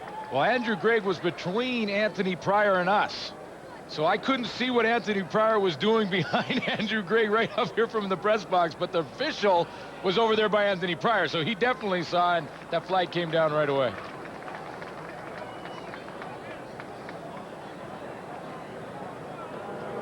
Forward pass interference. Calgary, number 37, first down. They'll move the yardsticks. Well, let's take a look and just see, because we have a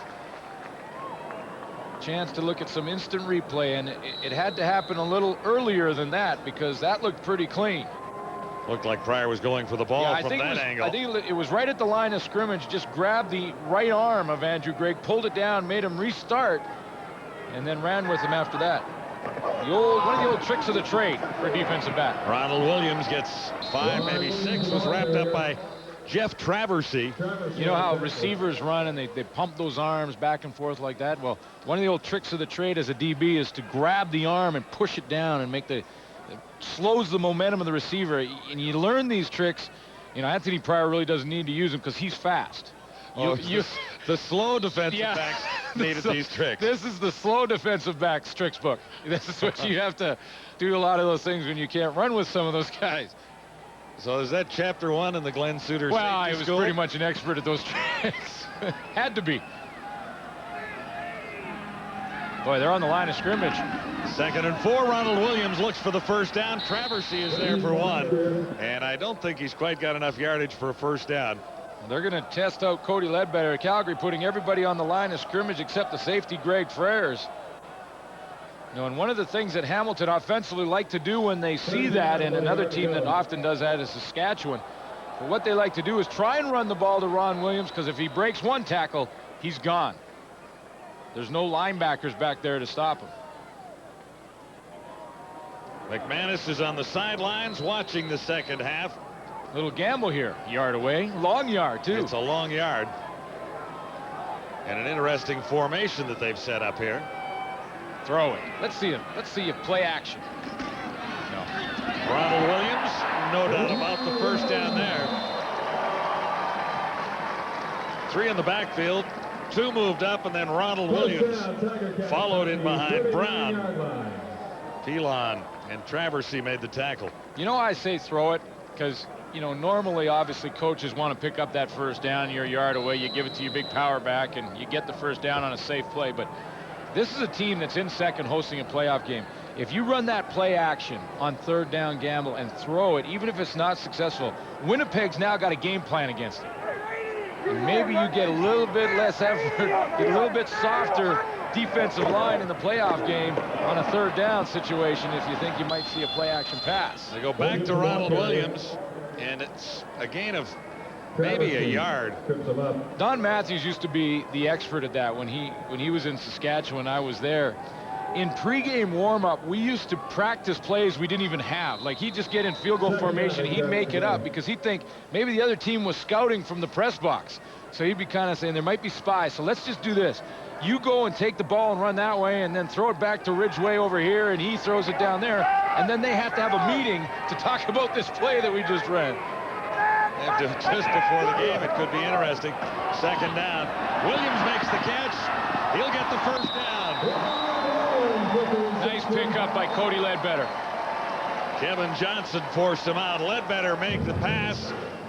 Read the halfback blitz coming from Jack Kellogg and put it right where he had to. Jack Kellogg sneaking down there. See number 3 coming at him. He sees him coming. He knows who his checkoff man is. It's Ronald Williams.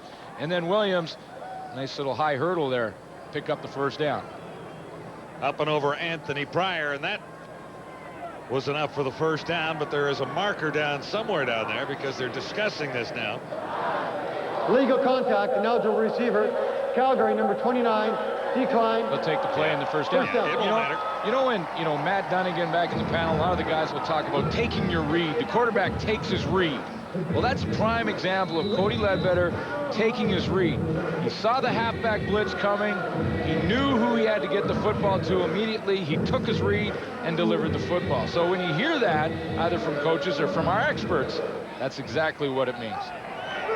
First down for the Tiger Cats at the Stampeder 27 now. The Cats are trailing, and Joe Fleming comes up with the play that time. Well, that ball came out late, too. Ball came out a little late. Mark Pilon had it at the bottom of the pile, but yeah, you're right. Joe Fleming, hey, it doesn't matter if the game means nothing. Joe Fleming walks across the stripes, he's going 100%. I mean, and that's every play in every single game, whether he's nicked or not. His motor never stops. It's on full speed all the time. Their defensive nominee this season. 2nd and 7. Ledbetter looks to put it up. He's got the swing pass working well. Good tackle on Williams as he was hammered right around that first down marker by Anthony Pryor. Spot won't matter here. He had enough. But Pryor made a pretty good play. Almost saved a first down. Well, it's interesting because Shante Peoples, I believe, got a little bit locked in. He was stuck up in the line of scrimmage and should have come out to try and cover Ronald Williams. He kind of showed the blitz and then dropped out of there and didn't have a chance to get over there on Ron Williams, so he picks up the first down. Ticats now at the Stampeders 16. Ledbetter got some heat. A flag comes down. It's incomplete as Ledbetter got it away in a hurry for Andrew Gregg. He was rushed and had to fire it in there. Might have been lucky that a Stampeder didn't step in front of that. Marvin Coleman. But you know what Marvin Coleman did? He waited. He sat there. He saw the ball coming to him. He didn't see any receiver around, so he was sitting there waiting for the football to arrive rather than step forward, and Andrew Gregg beat him back to the ball. Hamilton, number 68. First down, repeated. That's Dave Hack. Well, Shante Peoples dropped on the last play and was supposed to be covering Ron Williams, and this time Mike Roach, the defensive coordinator, just says, I'm going to let you do what you do best. That's rush the passer. He sends him in there, and Dave Hack has to strangle him. It was almost that. When you saw the close-up.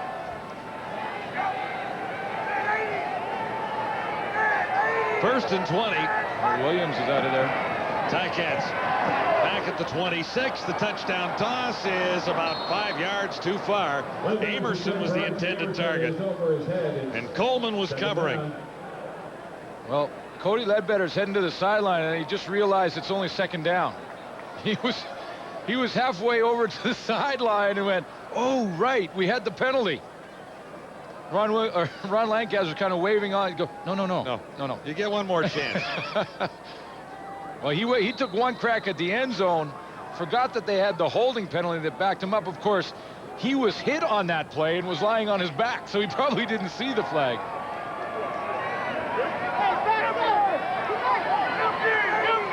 Four receivers to the far side for the Tiger Cats now. Wide open backfield. Emerson. Another long toss and about the same distance too far over the head of an intended receiver, which might have been Darren Flutie. Well, I thought it might have been Archie Amerson, the primary target, because when he snuck out of the backfield, he got into a matchup on Jason Clement, linebacker. And I just thought when Cody Ledbetter saw him sneak out, I mentioned Amerson. You see Jason Clement over there going, oh, I got to do my defensive back pedal. But that's pretty good coverage, and it forced Cody Ledbetter to go the opposite way. That's a pretty good job by a big linebacker on what is really the 5th receiver for Hamilton. He's not a running back. Nice little pirouette by Clement at the end there, too. Osbaldiston gets the Ticats a little bit closer. It's a 1-point game, an Ivor win in Hamilton.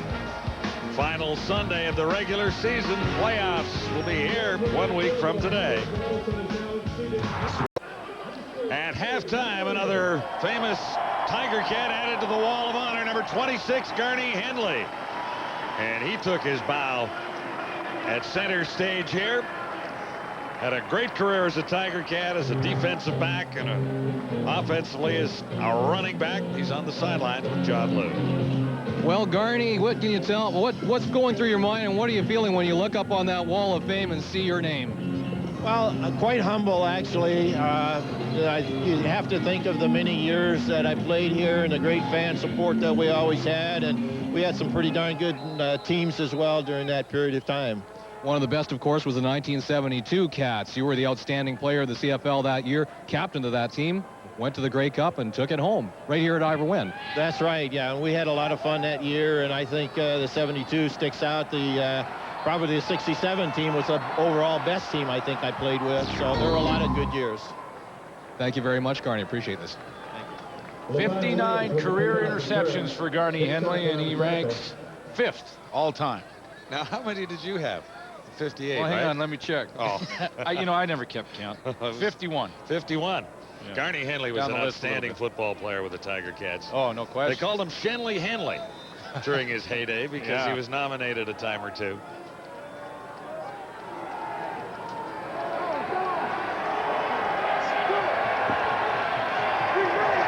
They've gone to the 3rd string quarterback. The Calgary Stampeders have Ben Sankey. Well, something that Wally Buono said he really wanted to try because Sankey hasn't seen any activity. Yeah. You know, and this was an interesting week for the Calgary Stampeders, and they tried to keep it light while they were trying to prepare for this game, knowing that didn't mean anything in the standings, but yet you want to win the game. And Ben Sankey was at the wrong end of a little bit of a practical joke. And you know how every year most of the teams in the league will have what they call their wild game dinner, where the whole team gets together and basically have some wild game, and someone goes out duck hunting. Well, in practice, George Cortez planted one of the dead ducks, and the center, Jamie Crysdale, snapped it to Ben Sankey, and he almost flipped out. Well, he can throw a football, maybe not a duck. He's completed that one to Rock Preston. Well, the whole thing was set up because they put in a couple of reverses first to Ibram Tenkara. So he caught it, and he didn't care. He took the duck and ran for 20 yards with it. Didn't bother him at all. Well, he doesn't get his hands on the ball very often, right? And Ben Sankey, then he's laughing. He says, "Oh, that's gross." He was just disgusted by the whole trick. And then George Cortez slipped the duck to Jamie Crysdale. He turned around and snapped it to Ben Sankey, and he almost flipped out. Feathers everywhere. I take it the duck still had feathers on it. Yeah, right? the duck had the feathers on it. It hadn't been plucked yet. Apparently it was really tasty later that night. But George Cortez comes up to me before the game today, and he goes, I got to tell you the story because I know you'll be trying to fill some time in a game that doesn't mean anything in the standings. So here's a little story for you. How would he guess that?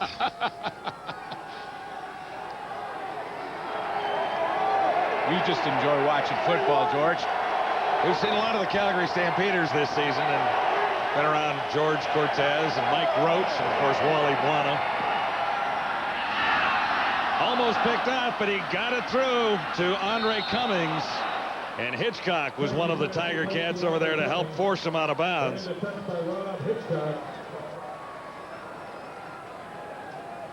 Well, Nicholas Harper's been so close to a couple of interceptions here tonight, and he gambles again to go after the football. I mean, a couple times he's had his hands on the ball and it's been knocked down, and see him gamble there. Aubrey Cummings comes up with it. He doesn't touch it. Cummings looked a little surprised that that one came through to him. Well, he looked like he was trying to maybe turn around and try and knock that ball down. Nicholas Harper got the good jump. Stampeders on the move again with their third-string quarterback. A marker comes down. And a little running room at all. Brock Preston playing for Kelvin Anderson, who's at home resting up and awaiting the playoffs. Yeah, he's been banged up down the stretch here and played in the key games until they locked up first place, and then... And also... Offside, Hamilton, number 30, first down repeated. I think he wanted to get that 1,000 yards, too. Yeah. Got over that mark last week, as he usually does. Yep, fifth straight year. Had he not had the 1,000, Kelvin might have been hard to keep out of this lineup today. What do you think? Yeah, no question. No question. Another good year. 1,000 yards rushing, and that's an injury-plagued season for Kelvin Anderson, something he hasn't had to deal with. He's been really running well of late and has never missed picking up 1,000 in the CFL. Sankey. Look. Oh, how many chances have the Tiger Cats had for interceptions today? The normally sure-handed Donald Smith. The defensive backs all week long will be doing ball drills till the wee hours of the morning, I think. Yeah, Gerald Vaughn had a couple of opportunities. Nicholas Harper, a couple of opportunities in the first half. Donald Smith with one right there.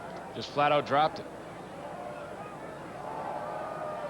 They might get a little more anxious, though, Glenn, when they see a rookie quarterback Procedure. light up in there. Calgary, number 58, first down repeated. Because you know what the rookie quarterbacks will do is they'll look straight at the target they want to throw to.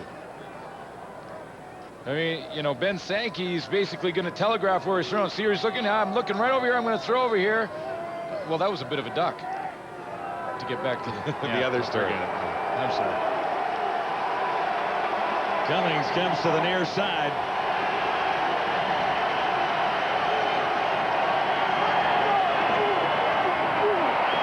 Brock Preston has about 5 yards to the 30. And Montford was there, number 53.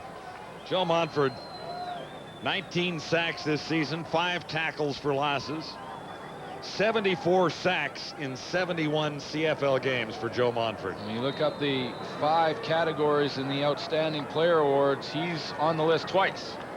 Yeah, as the Tiger Cats' outstanding player and their outstanding defensive player.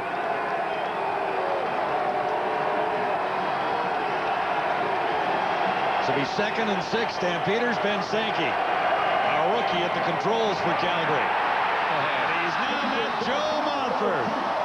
Ben, meet Joe. He's no ordinary Joe, though. 20th sack of the season for Montford. It's just amazing what he's done in the sack department. In 50 games coming into this year, he had 64 sacks. So now in 68 games, he's going to have 84 sacks. I mean, domination is the only word you can say. Yeah, and he is the master and leads everyone else by a whole bunch. Well, he's up against Lester Smith, Calvin Tiggle, and Antonio Armstrong in the East. For outstanding player. Oh, well, excuse me. That's defense I was mentioning. Mark McLaughlin is wide on that field goal try. Ticats will hand away a single conceded by Corey Grant. Trying to figure out what happened there.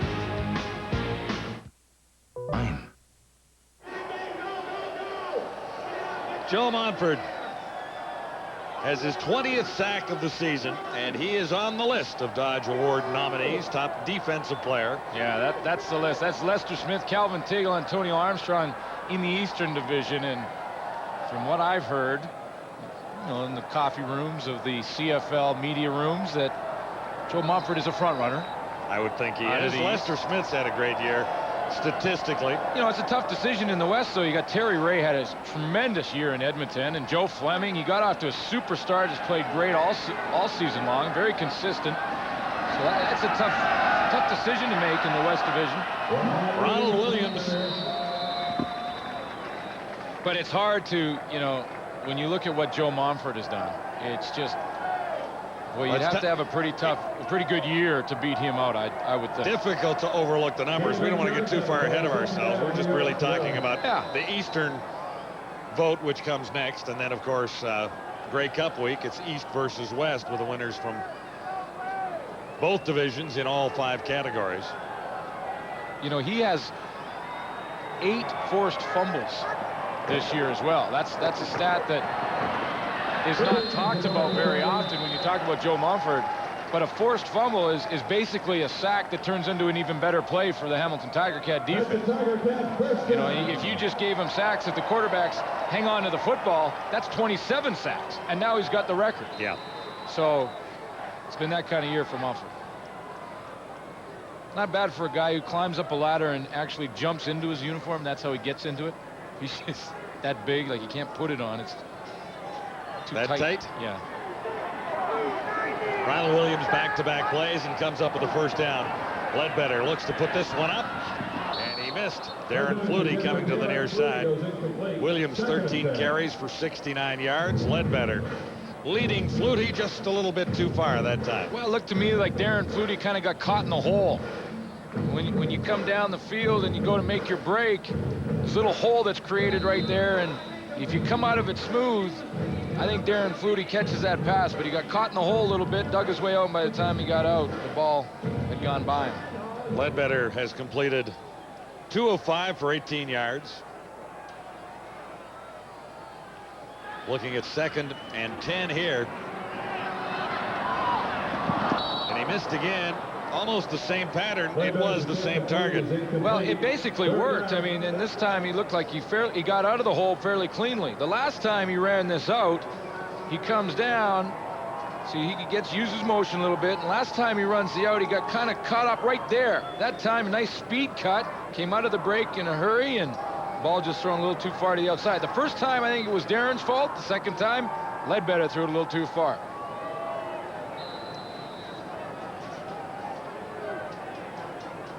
Osbaldiston is in, standing at his 35. The Stampeders on top by 2. Big kick by Ozzie. Aubrey Cummings. And he ran smack dab into Mark Verbeek, number 94. 46-yard punt, 8 on the return. It's the CFL Live from Hamilton. Just a quarter and a bit to go on CFL Live on TSN today. Stay tuned following the game for the Turning Point, brought to you by the fluid experts at Mr. Lube. They are so nice. Very nice. They really are nice. Nice as I've seen. Aren't they nice? Unbelievably nice. Mr. Lube, for a nice, fast, friendly oil change. Why can't you be that nice? I am that nice. Mr. Lube, doing it right before your eyes. We've seen an assortment of quarterbacks direct this Calgary Stampeder offense so far this afternoon. All have had a little bit of success. Dave Dickinson started. Well, this is the games that they look forward to, because then the backups get a chance to show themselves on the film for next year. You talk about the third string guy, and Wally's just saying, can we get this one over with and get to the playoff game? Checking his watch. They've got a tight connection for the airport do they? Tonight. Oh, yeah. We know what that's like. So the Stampeder offensive coordinator, Mr. George Cortez, promised me there would not be overtime tonight. I don't know. 2-point game right now. He promised, though, Glenn. Okay. Ben Sankey is the Calgary quarterback right now. Looks long, may have a target. He does. And Bo Richter made the catch, jumped over the fallen defender after a flag flew. And Bo Richter is hurt. This is the biggest fear that both coaches have, is losing a key player in a game like this. And that was some play again by Mark Bo Richter. He's working on Chris Schilling. Hamilton, number 30, declined. Schilling interfered with him, and then Rob Hitchcock rolled on his ankle as he pushed him out of bounds, and it was definitely not intentional by Rob Hitchcock by any means. He was just pushing him and went down and rolled on the back. First of all, a very good play by Bo Richter. Here's the end of the play. Hitchcock pushes him out of bounds, and as he goes down, right there, he rolls on the back of his ankle. And he's in immediate pain there, so could be a fairly serious injury here. Well, last night in Louis night, we saw Alfred Jackson go down, and that would be a huge loss for the BC Lions. The last we heard is that he had problem with the nerves in his fingers. And there you go, Mark Boerichter with the ankle injury, what looks like an ankle injury, lower leg anyway. It's the biggest concern in a game like this, and it's tough to tell players, you know, don't get hurt. I mean, if you got to tell guys to go 100% and play as hard as you can, because it's when you relax in a football game that you usually get hurt. And both those coaches have a difficult situation in a game like this. Timeout at Ivor Wynne in Hamilton with the Ticats and the Stampeders heading to the final quarter. Back at Ivor Wynne in Hamilton, the news is not good at all for the Calgary Stampeders. Mark Boerichter is being taken off to the sidelines. Sports Desk with its new time continues next week. Rod Smith and James Duthie will star on Sports Desk, the 10 p.m. Eastern edition.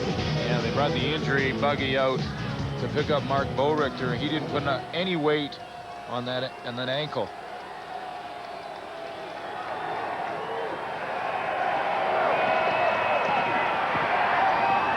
Sankey is the quarterback on first down. Then Alan Pitts gets thrown hard from Chris Schilling into that sideline, and cement walls are very close here in Ivor Wynne Stadium. 8 yards on the play, second down, 2 yards to go. Into the final few seconds of the third quarter. Alan Pitts over 1,000 yards earlier this afternoon for the 9th time, and that became another CFL milestone that goes beside the picture and the number. Alan Pitts in the Calgary Stampeder media guide. Yeah, another record. Brock Preston on second and a couple. Preston, the ball carrier. Early in the year, Alan Pitts set the yardage record for a receiver, and some records have fallen this year. It has been quite a year. Mike Pringle establishing the new standard for rushing touchdowns this season at 19. Alan Pitts also setting another milestone. Into the final quarter, Wally Buono and the Calgary Stampeders holding a 2-point advantage on the Hamilton Tiger Cats of Ron Lancaster. The CFL live on TSN at the quarter. We've been talking about how this is a key game for Hamilton just in the sense of breaking that losing streak before the playoffs, but there is some incentive for Calgary as well. If they win this game, they will beat Montreal for the most wins in the CFL this season, 13-12, so that's something to play for anyway. Yeah, it sure is, and Calgary's in a situation where they can finish the season with the most wins, but I see Ben Sankey in the game right now.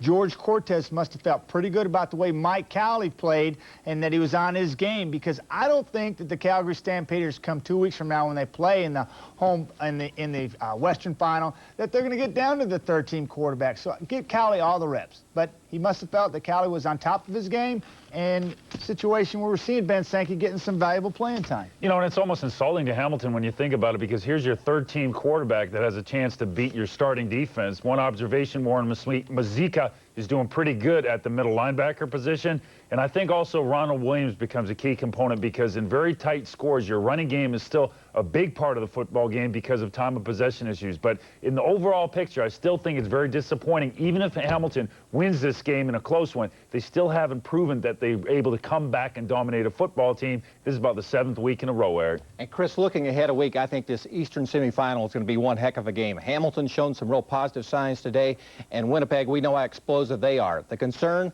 their road record. On the road this year, 1-7-1. We talked about All-Stars earlier. A key matchup to watch in that game, Mo Elwanibi, your favorite, Chris, against Joe Monfort. That's the key matchup. Can they protect Kahari Jones? And, of course, awaiting the winner of that game would be the Montreal Alouettes, who played their final game today, and it was a loss. The Argos finished 6-2 with pinball on the sidelines and a lot of positives heading into next year. Fourth quarter coming up. Oh, you're going, no, I'm not kidding. Not going there, James. That was him. Listen, pinball finishes at 6-2, and that's a pretty interesting story. Yeah. Turn that Argonaut team around and finish with a winning record, at least for pinball. They miss by just that much with the Bombers winning on the weekend. I'm going to miss the geeky guy. I am. I'm going to miss him. Okay. I really am. You know, they've done a nice job all year long, and I really should take this time to thank all the people behind the scenes, too, on this crew, because there's a lot of guys that put a lot of work and a lot of passion into this game that you don't see, and it's been quite a year. A lot of fun we've had this year, but there's a lot of technicians and cameramen and people behind the scenes, our producers, Paul McLean and John Hines, that have done a tremendous job all season long, and a lot of guys that you don't see that love the Canadian Football League, love football in general, and do a real nice job to get the games to you. So let me get this straight. First of all, you slam Duffy, and then you turn around and you snuggle up to everybody else that we've worked with all year long. You know, I mean, I want to have a lot of people on my side of the wrap-up party. That's all. Well, James has done a great job. The whole panel has, and it's been a lot of fun this year. Stampeders are on top by 2. We're into the final quarter of the regular season for 2000. As Ben Sankey away from 2 Tiger Cats, but still falls to the turf and gets landed on. Flags do fly down there. Late hit on Sankey, likely. And I didn't see which Tiger Cat was the 3rd into the pileup. Might have been the enthusiastic Warren Musica. Getting his first chance to start. He's in the middle of things down there. 27-year-old of 27 wearing number 27 from Saskatchewan. Yeah. 27. Why does that ring a bell? Major foul, necessary roughness. Hamilton, number 53, first down. Joe Mumford ran all that way and thought he'd finish it off with a hit, but Ben Sankey was definitely down. It was actually Warren Musica who made the tackle on Sankey. There's a play action in the sprint to the sideline. He's on the full run. He's being tracked down right now from Joe Mumford. Here comes Warren Musica. He gets him down. At least slowed him up. There he goes down, and then the hit comes a little bit late. You know, in fairness to Joe Mumford, he may have thought that Sankey broke that tackle and was trying to get downfield. Stampeders set up with a first down as a result, and that play went nowhere. A little slow in developing. No, but Gonzalo didn't buy into it at all, Gonzalo Floyd. That was the duck reverse. That was the one they practiced with the duck. It was the duck reverse to Tunkara. But Gonzalo Floyd was like the duck hunter. He was sitting in the weeds with the shotgun. Face mask, Hamilton, number 90, first down. Well, he got a penalty on the play. Gonzalo Floyd takes the penalty. See, he didn't have a hunting license, so he gets the flag. See, here he comes. He's going to come up the field, and he's not. There's the reverse. In practice, they use the duck. There's the face mask.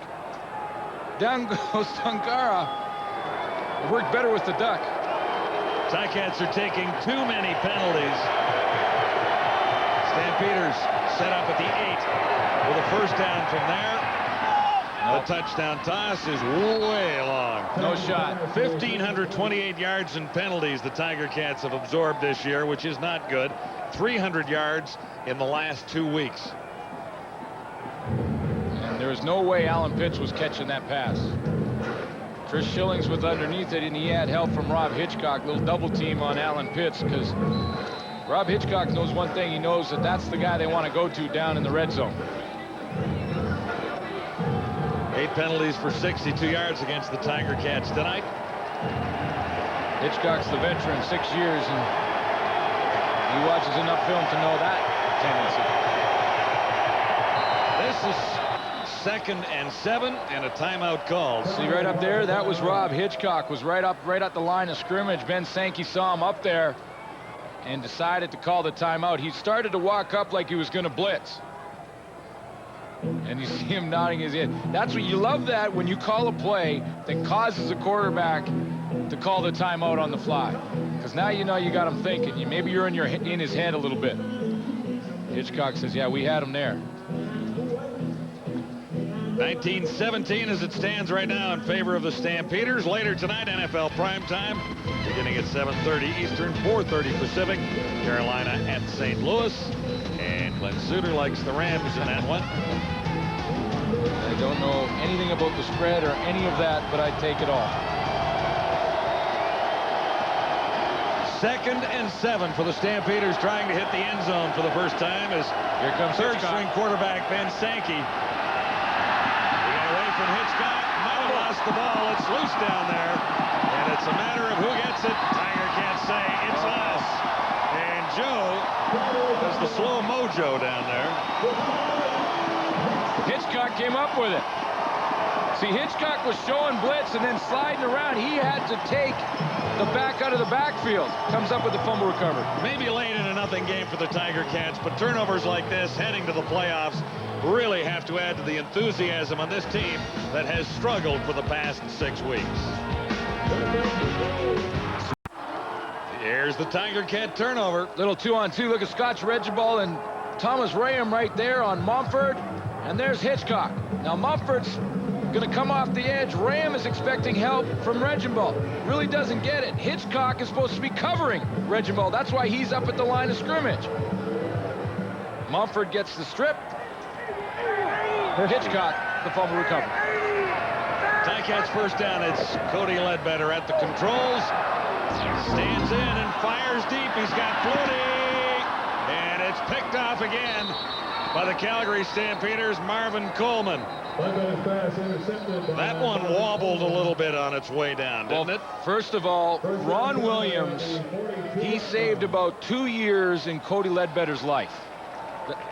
That's exactly what he did, because he's going to go on a play-action fake right here and then turn around and pick up the blitz coming from Jack Kellogg on the backside. He doesn't recognize this. Watch him alertly pick up that blitz. If he doesn't recognize that, Cody Ledbetter loses a couple of years. Ledbetter may get a second life here because there's a marker down. And they're back at the original line of scrimmage discussing this with the Ticat offense still on the field. That's called saving your quarterback's posterior. So there was a penalty against the Stampeders. Redemption for Cody Ledbetter.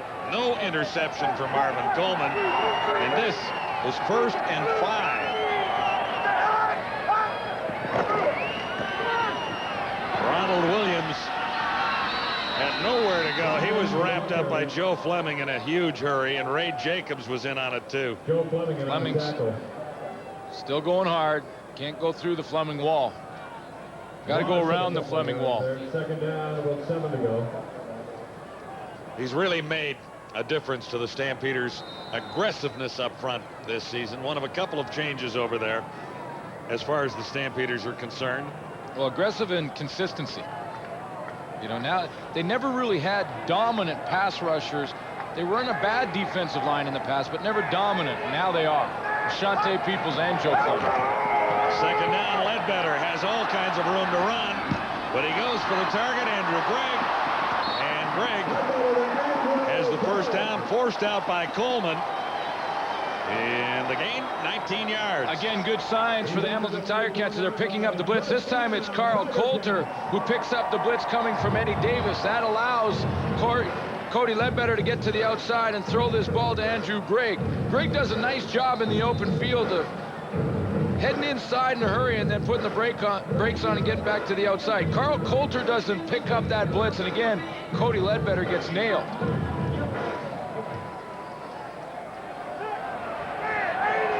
Gain is 19. Ticats out near the 35. Ledbetter looking deep, wide open. What a catch! First by Mike Morreale today, and he laid out and brought that one home.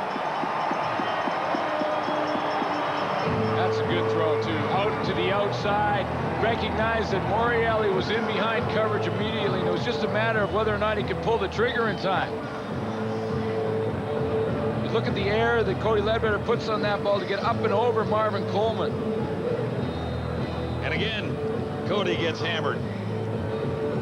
Well, that line has been doing a nice job up front. He gets kind of pushed down there by Shante Peoples. That wasn't exactly hammered. Well, it was kind of a play school hammer. Yeah. 42 yards. Ledbetter.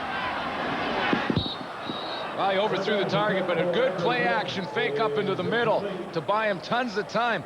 Fortunately, he really just looked to one receiver because Andrew Gregg was out there on the sideline short. Had he looked down the field, Darren Flutie was wide open, and Cody Ledbetter definitely had enough time. It was the fake by Ron Williams that gave him that time. So it'll be 2nd and 10, Tiger Cats. Less than 8 minutes to go in the regular season. Tiger Cats are feeling a little bit better about this performance, win, lose, or draw here. And so is Matt Dunnigan back in control. He's got Hamilton to win and take Duthie. Right now, though, it's the Stampeders on top. Ledbetter has Gregg, same play as he thought about a moment ago, and that'll net the first down. Biasu over to make the tackle. Well, this is a real good sign for this Hamilton team. And we talked about how much they've struggled, but they got something going now. Andrew Gregg has made some catches in the open field and some good moves. Mike Morelli, all of a sudden, he's been invisible all year long. Darren Flutie's timing's coming back. Good throw by Ledbetter. You want to play receiver for a play? Here you go. Nice drive by the Tiger Cats. Began back near the 10-yard line. They're blocking them up front and picking up those blitzes as well. All good signs for Hamilton. From the Stampeder 20, a fake, and then the throw to the end zone, jump ball. Amerson couldn't bring it down. Greg Frere's got over there, and he went a long way to get there. Amerson hasn't quite snapped out of the doldrums yet, though, has he? Well, no, they haven't got him involved at all in the offense here tonight, but that's a long way for Greg Freres to travel. He was right in the middle of the field, and look how far he went over there. Decided at the last minute to play the man, not the ball. A wise decision, especially when you're in your own end zone. He did have time to react, though, Freres, he because have the come ball back. was in the air for a while. One catch for Amerson, Glenn, for 12 yards. That's all so far tonight. 2nd and 10, Ticats. Oh, he was open. There you go. Oh, he was wide open. Oh. Amerson was open, too. So was Flutie. Archie Amerson is still standing there with his hands on his knees at the 5-yard line. Cannot believe that Cody Ledbetter didn't see him. And when I talked to Amerson before this game, and he said, you got to watch it because I am getting open occasionally. And Archie, I hear you, because you were open there. Whoa, is he open? Cody Ledbetter went the other way, but so was Darren Flutie. Yeah, he had 2 targets there. They were both open. He got a little excited when he saw Flutie about 5 yards out. Osbaldiston adds 3, and the Ticats have the lead by 1. So Dunnigan is leading the standings as it stands right now. Only by a point, though. What a year it's been in Canadian football. Alan Pitts early in the season establishing the new yards receiving record. He's already, of course, the #1 receiver of all time in catches. Louis Pasaglia says so long last night. Great farewell. Yeah, and sets a record for field goal percentage in a single season in his last season in Canadian football. Pinball Clemens retires and has really turned the Argos around. 6-2 as a head coach. Gizmo says goodbye with his career. 26 touchdowns. How about how Damon Allen broke Ron Lancaster's record, a 45-yard bomb to Alfred Jackson. It has been a tremendous year, and when you look at this league, you know, I think sometimes its greatest attribute is resilience. Well, and when you talk resilience, we can't forget Mike Pringle, who established a new mark with 19 rushing touchdowns in a single season. But a record that had been around since 1957, and Pringle broke it with his 19 this year. So. All the records and the great players, and you think about this league and what's happened in the Calgary Stampeders organization and the Montreal Alouettes organization, really encouraging trends. And I'm talking about sellouts in Canadian football. And no team has done a better job of that than the Calgary Stampeders. Television ratings way up. Overall attendance way up. You know, and yes, there's always battles and there's always mountains to climb for the Canadian Football League, but I don't care if it's the X, the Y, or the ZFL. This league is the best brand of football available. It's the most entertaining, and it will last. And John Tory steps down this year, and he's done a nice job of getting the ship going in the right direction.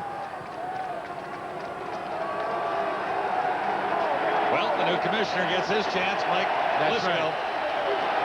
It wouldn't be the Canadian Football League, however, Glenn, if it didn't have a little confrontation, controversy at times. You're right.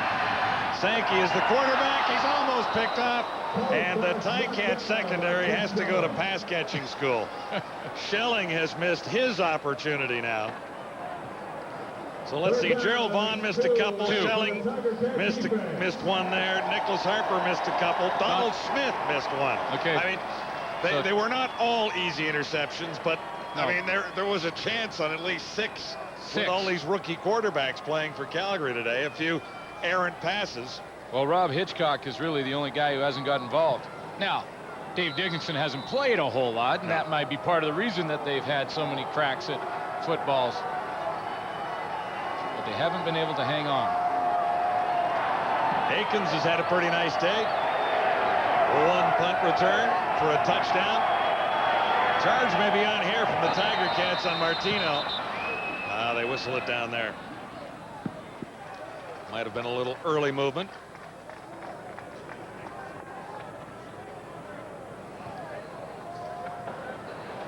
Procedure, Calgary, number 38, still third down. But it has been quite a year, and I can't wait for the playoffs. Next Sunday, yeah, Bombers are here in Hamilton. Bring it on. Lions are there at Commonwealth in Edmonton. East and West semifinals a week from today.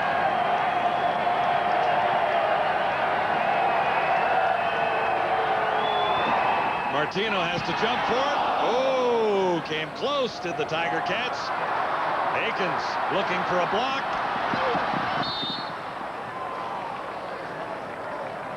And timeout at Iverwin. 8 on the return. 6:25 to go. It's a one-pointer. Ticats are on top. Tonight's game story brought to you by the Keg Steakhouse and Bar. For great steaks, good friends. See you tonight. And I mean that. We're going there. But here you go. Dave Dickinson, quick start. He looked pretty good in the series. Threw a touchdown and got in there, 94 yards. Dave Dickinson. McManus played a little bit longer and got a lot of the rust off. Looked a lot better. In fact, the entire Hamilton Tiger Cats have looked better than they have in the last 5 weeks. No question about it. Bo Richter had a nice night. Unfortunately, he's being attended to with an ankle problem right now. Now, the good news for Calgary and for Mark Bo Richter is they have 2 weeks before they play in a playoff game. Ticats on first down. It's Cody Ledbetter going to the far side. Corey Grant made the catch.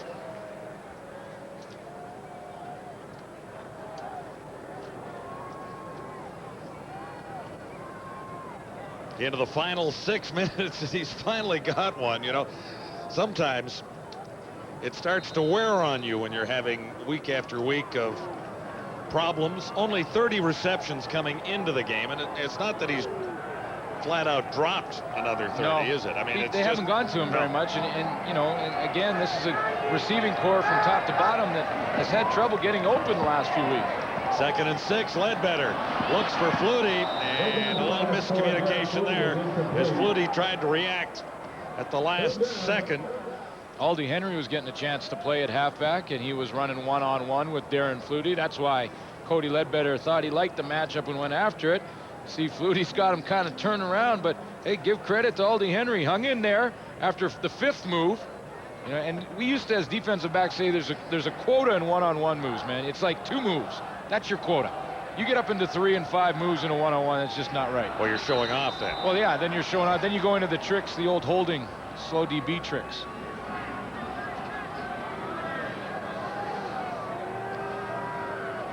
Marvin Coleman deep for the Stampeders. He had one real nice return tonight. Oh, look at Ozzie. On 3rd down. A little Louis Pasaglia action there. He's got the first down.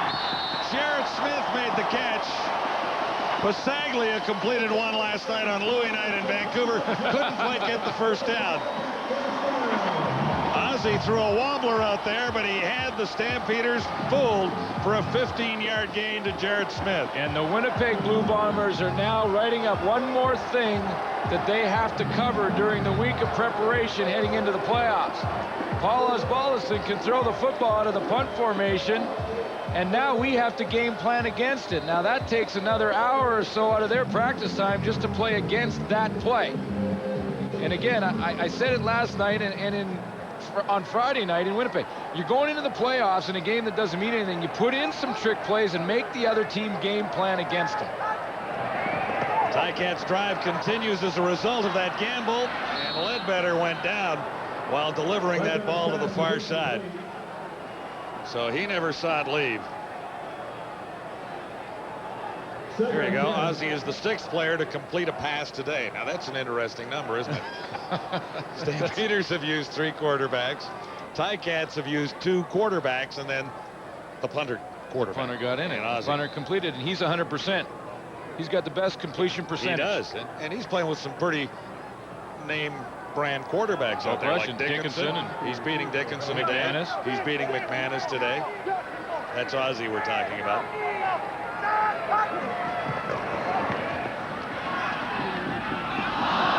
Amerson got one hand on it, and that's all. Jack Kellogg was covering. John Lewis on the sidelines. John? Well, the news on Mark Boerichter is, well, it's very good news for the Calgary Stampeders. Boerichter suffered what they described as a mild ankle sprain. It's his right ankle. He won't return this game, but it's not as bad as they might have originally feared. So they're breathing a sigh of relief here on the Calgary sidelines. Now, good news. Good for that, John. 2 weeks to get ready. Yeah, he'll be fine. And 1 week to really rest if they need to rest him and keep him right off that sprain. So that's good news. And you'd hate to see somebody, as you said earlier, Glenn, go out of a game like this and not be able to compete in the playoffs. This is short. A one-hopper. Coleman gives up the single point. Yeah, but not easy for Coleman. He had to play that one off the rebound. Took one bounce, hit the middle post, and bounced right to him. Good signs for the Hamilton Tiger Cats as they head into the playoffs against Winnipeg. You know, they'd struggled so much, but they've shown some signs. We talk about the secondary. They've been aggressive. They haven't been able to catch, but they've been aggressive in that secondary. Played better. The receivers. Winnipeg into the playoffs first time since 1996. We were there in Winnipeg on Friday night, and there was a wonderful feeling in that stadium. The fans were really looking forward to the opportunity of watching their team play a meaningful and important game for the first time in a long time. Well, and they had a great week. They got a new lease agreement. They signed Kahari Jones to a longer-term deal, 1-and-1 option, and won a game, made the playoffs. In the playoffs. So Ticats lead it by 2 into the final 4 minutes here. And I don't know who the intended target might have been there. Mike Colley's back in the game, and the Calgary Stampeders don't have to play next week. They get the rest, but there is a good matchup in the West semifinal. Boy, how do you call that one? The Edmonton Eskimos still trying to work through some injury problems. Terry Ray didn't play this week, but will be back for the playoffs. Their best defensive player this year. Last time those two teams met, great semifinal. Edmonton won it by a touchdown. Colley, 5 of 16, 111 yards as the Stampeder quarterback tonight. Ruzicka tries to run him down. Oh, baby. And he gets the completion to the far side to Rock Preston. A desperation pass, and he'll be close to a first down, about a yard. Oh, Mike Colley got a penalty. Mike Colley got a penalty after the fact. He got the retaliation. Rob Hitchcock and Mike Colley were kind of pushing back and forth. Now, I'm not sure which one the official saw, and Rob Hitchcock's pointing at Mike Colley saying, they got you on the retaliation. Major foul, unnecessary roughness, Hamilton 42. Oh, they got Hitchcock on the first one. He can't believe it. Because the flag came out after Mike Colley pushed him. You don't see many quarterbacks get arrested for rough play. Well, I guess that's what they thought. It couldn't have been the quarterback. And actually, it wasn't a really big push anyways. I mean, it was right at the end of the play. I mean, it was a fire drill for Colley. He gets that one away, and then there's the little thing from Hitchcock. Oh, he just kind of pushed him in the back, and then here comes Colley, and then he turns around. See, there was a little thing there, and that's what he got the penalty for, and I'm not sure that warrants a penalty. No, Rock Preston for a couple into the final 3 minutes now with the Ticats on top by 2. Final nights of the CFL's regular season. CFL Live from Ivor Wynn in Hamilton.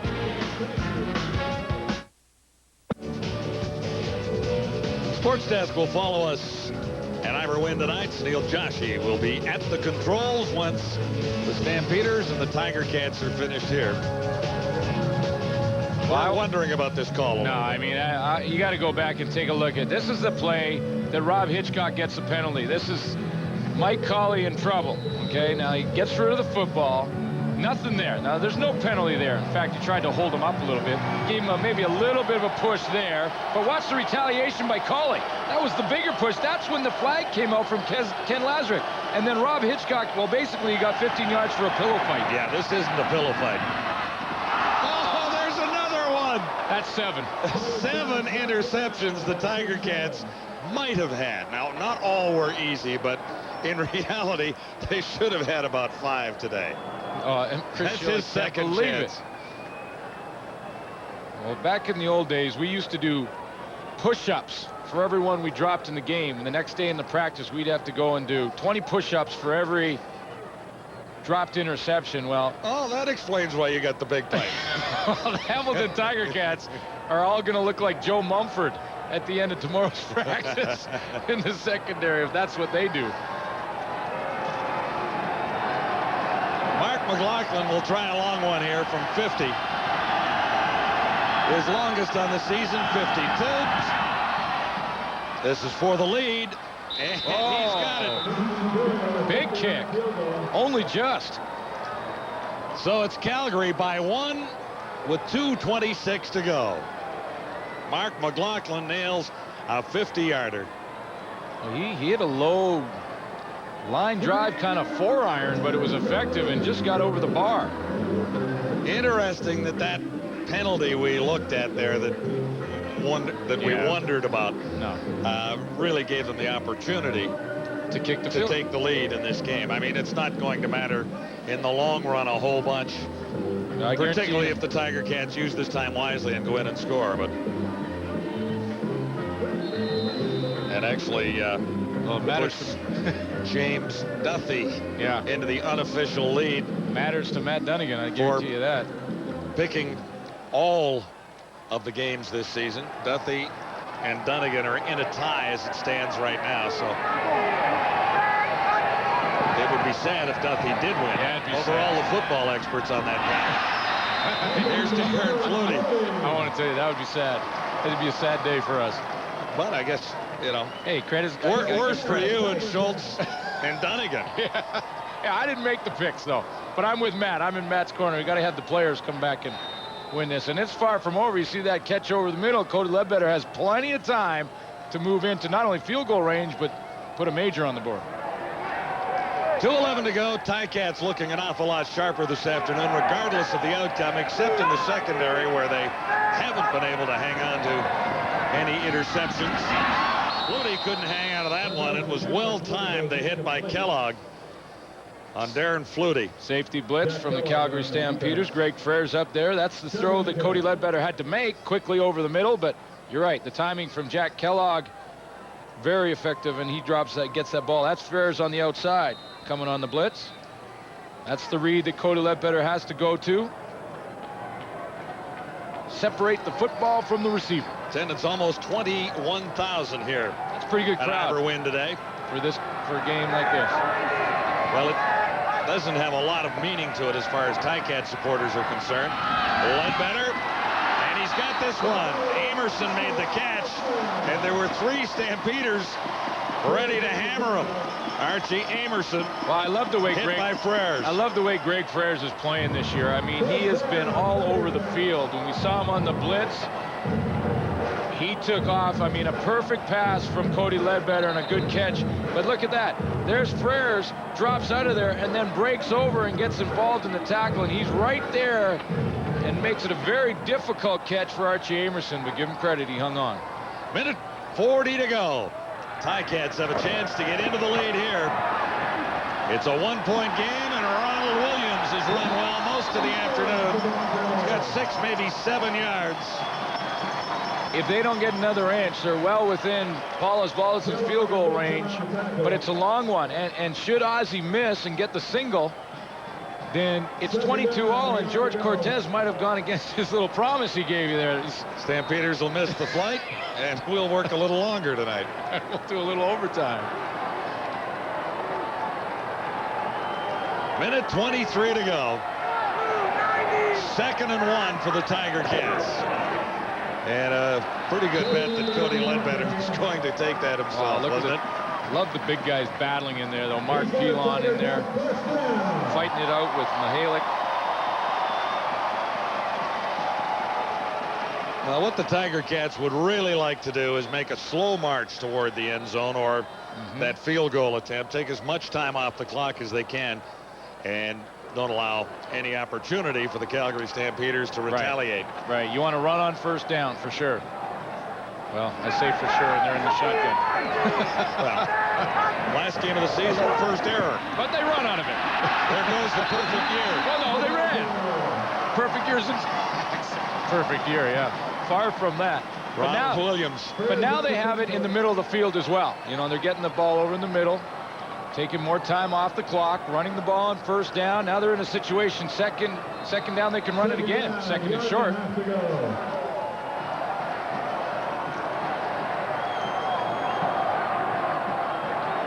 Ronald Williams, 16 carries, over 80 yards. This is 2nd and 2 for the Tiger Cats. Ledbetter will get the first down with 30 seconds on the clock. Starting to feel like the Hamilton Tiger Cats are back and ready to go into the playoffs after this performance. Well, you know, you're right, John. John Lou said at the very beginning of the game, too. Cody Ledbetter and Danny McManus, when they both got hurt, that was the start of the tailspin. But Ledbetter now in 2 games has played very good football, and he's marched this team down in a crucial situation and got them in field goal range. Good news. Danny McManus obviously is their guy. But should they need Cody Ledbetter in that playoff game, he's got some valuable experience under his belt. 2 good games back-to-back now. And Ronald Williams very close to 100 yards rushing on the afternoon. Shante Peoples makes the tackle. Well, final thoughts on this one this afternoon. We're not quite finished yet. 10 seconds to go, but well, all indications looks like Matt Dunnigan wins the title. Matt, we're going to hand it to you here, but the touchdown hasn't been scored, nor the field goal. Block. Do not block. I love Ozzie. That lady's not singing yet. No, we got to finish it off here, but 10 seconds left. We're going to have champagne celebration going on here in the studio. Bottles are ready. They're iced down. Well, you know, realistically, Matt, I mean, we couldn't let the geek win, could we? Oh, man. My God, man. The only thing now left to do is start the chant, Thea, Thea, Thea. You guys heard of Jimmy the Greek? Well, we now have James the Geek. Oh. Well, they've... The only thing I have to add is that, you know, some people are brave enough to make the picks and some aren't. True. Yeah. True. You got a point there. I stayed on the fence all year long when it comes to the picks. But the Ticats let it go down to 1 second now, so this is the last play. Now we're hoping like crazy that Ozzie makes this, because we're a little tired, and overtime is not going to be fun in a game that doesn't mean a damn thing. Honest answer. Here we go. Come on, Matt. Let's see it go through. There it is. Flag. No, they're just flagging to say the game is over. I was hoping. And it is. Listen, here's one little story here. 1993, Calgary Stampeders, or at least Calgary hosted the Grey Cup, and they lost the Western Final to the Edmonton Eskimos. Edmonton went into Calgary's McMahon Stadium, checked into the Stampeders dressing room, and won the Grey Cup that year. It's been a bitter pill to swallow for the Stampeders, Wally Buono in particular, ever since. And this team is really building toward that Western Final. They really want to be in the Grey Cup. So it'll be an interesting Western final, I would think, and I don't know if Edmonton's going to make it. But well, we gave the game ball to Cody Ledbetter. Nice little drive there to win the football game for Matt Dunnigan. And so we could take the title, the old players, the retired guys. Ledbetter gets the game ball. I think you'd have to say that the Tiger Cats are back in spite of just a narrow victory over Calgary in their final game here at Iberwin today. Swipe your card. Time now for the TSN Turning Point, brought to you by the fluid experts at Mr. Lube. Go to the fourth quarter, last play of the game, and with one swing of the leg, Paulus Balderson wins the game, snaps the 5-game losing streak for the Ticats, and wins the championship for Matt Dunnigan. That's the turning point. Matt Dunnigan picked more correctly this year than anybody else in the panel. That's TSN Turning Point. Cash donation will be made to the Coaching Association of Canada for the training and development of coaches in amateur sport on behalf of the fluid experts at Mr. Lube. That's so long for the CFL Live celebration of kickers over the last couple of days. Osbaldiston gets the win. We celebrated with Louis last night in BC. Adidas Friday Night Football on TSN is brought to you in part by Adidas, by Molson Canadian, I am Canadian, and by 3M Filtrate air cleaning filters. Breathe the difference. And so, yes, indeed, there are your final standings. Mr. Dunnigan is the champion. Schultze gets the bronze. Eric gets the solid fourth place finish. And I must bow to you. You are the king. That's all I will say. Should I give my smug look? Yeah, give your smug look. Very nice. You know, the best way to watch a game is to have 3 buddies over to fill up the couch. And, you know, when those 3 buddies happen to be 3 of the most knowledgeable football people around with stories to last about 100 seasons, well, that has been my good fortune. That's the best way to watch a football game. And I thank all you guys for putting up with my ribbing all season long. Hey, we had fun. It has been terrific. You made this a ton of fun. You're a true pro, James Duthie. It's been my pleasure. Thank you, guys. All right. And we're not done yet, by the way. We will be back. We'll all be at the Grey Cup and have stuff on Sports Desk all week long. Coming up right next is Sports Desk with Sunil Joshi, the full football story on both sides of the border. Of course, we'd also like to thank everybody who worked on our show: John Hines, Paul McLean, Chris Edwards, Jamie Bauer, Dave Stiff, Pete Buchanan, Mark Plume, Jan Staniszewski, Steve Abitrante, all the directors, technicians, camera and Chiron operators, too many to mention. And thank all of you folks for watching all season long. This has been a presentation of TSN, Canada's most watched sports network. We'll all see you at the Grey Cup.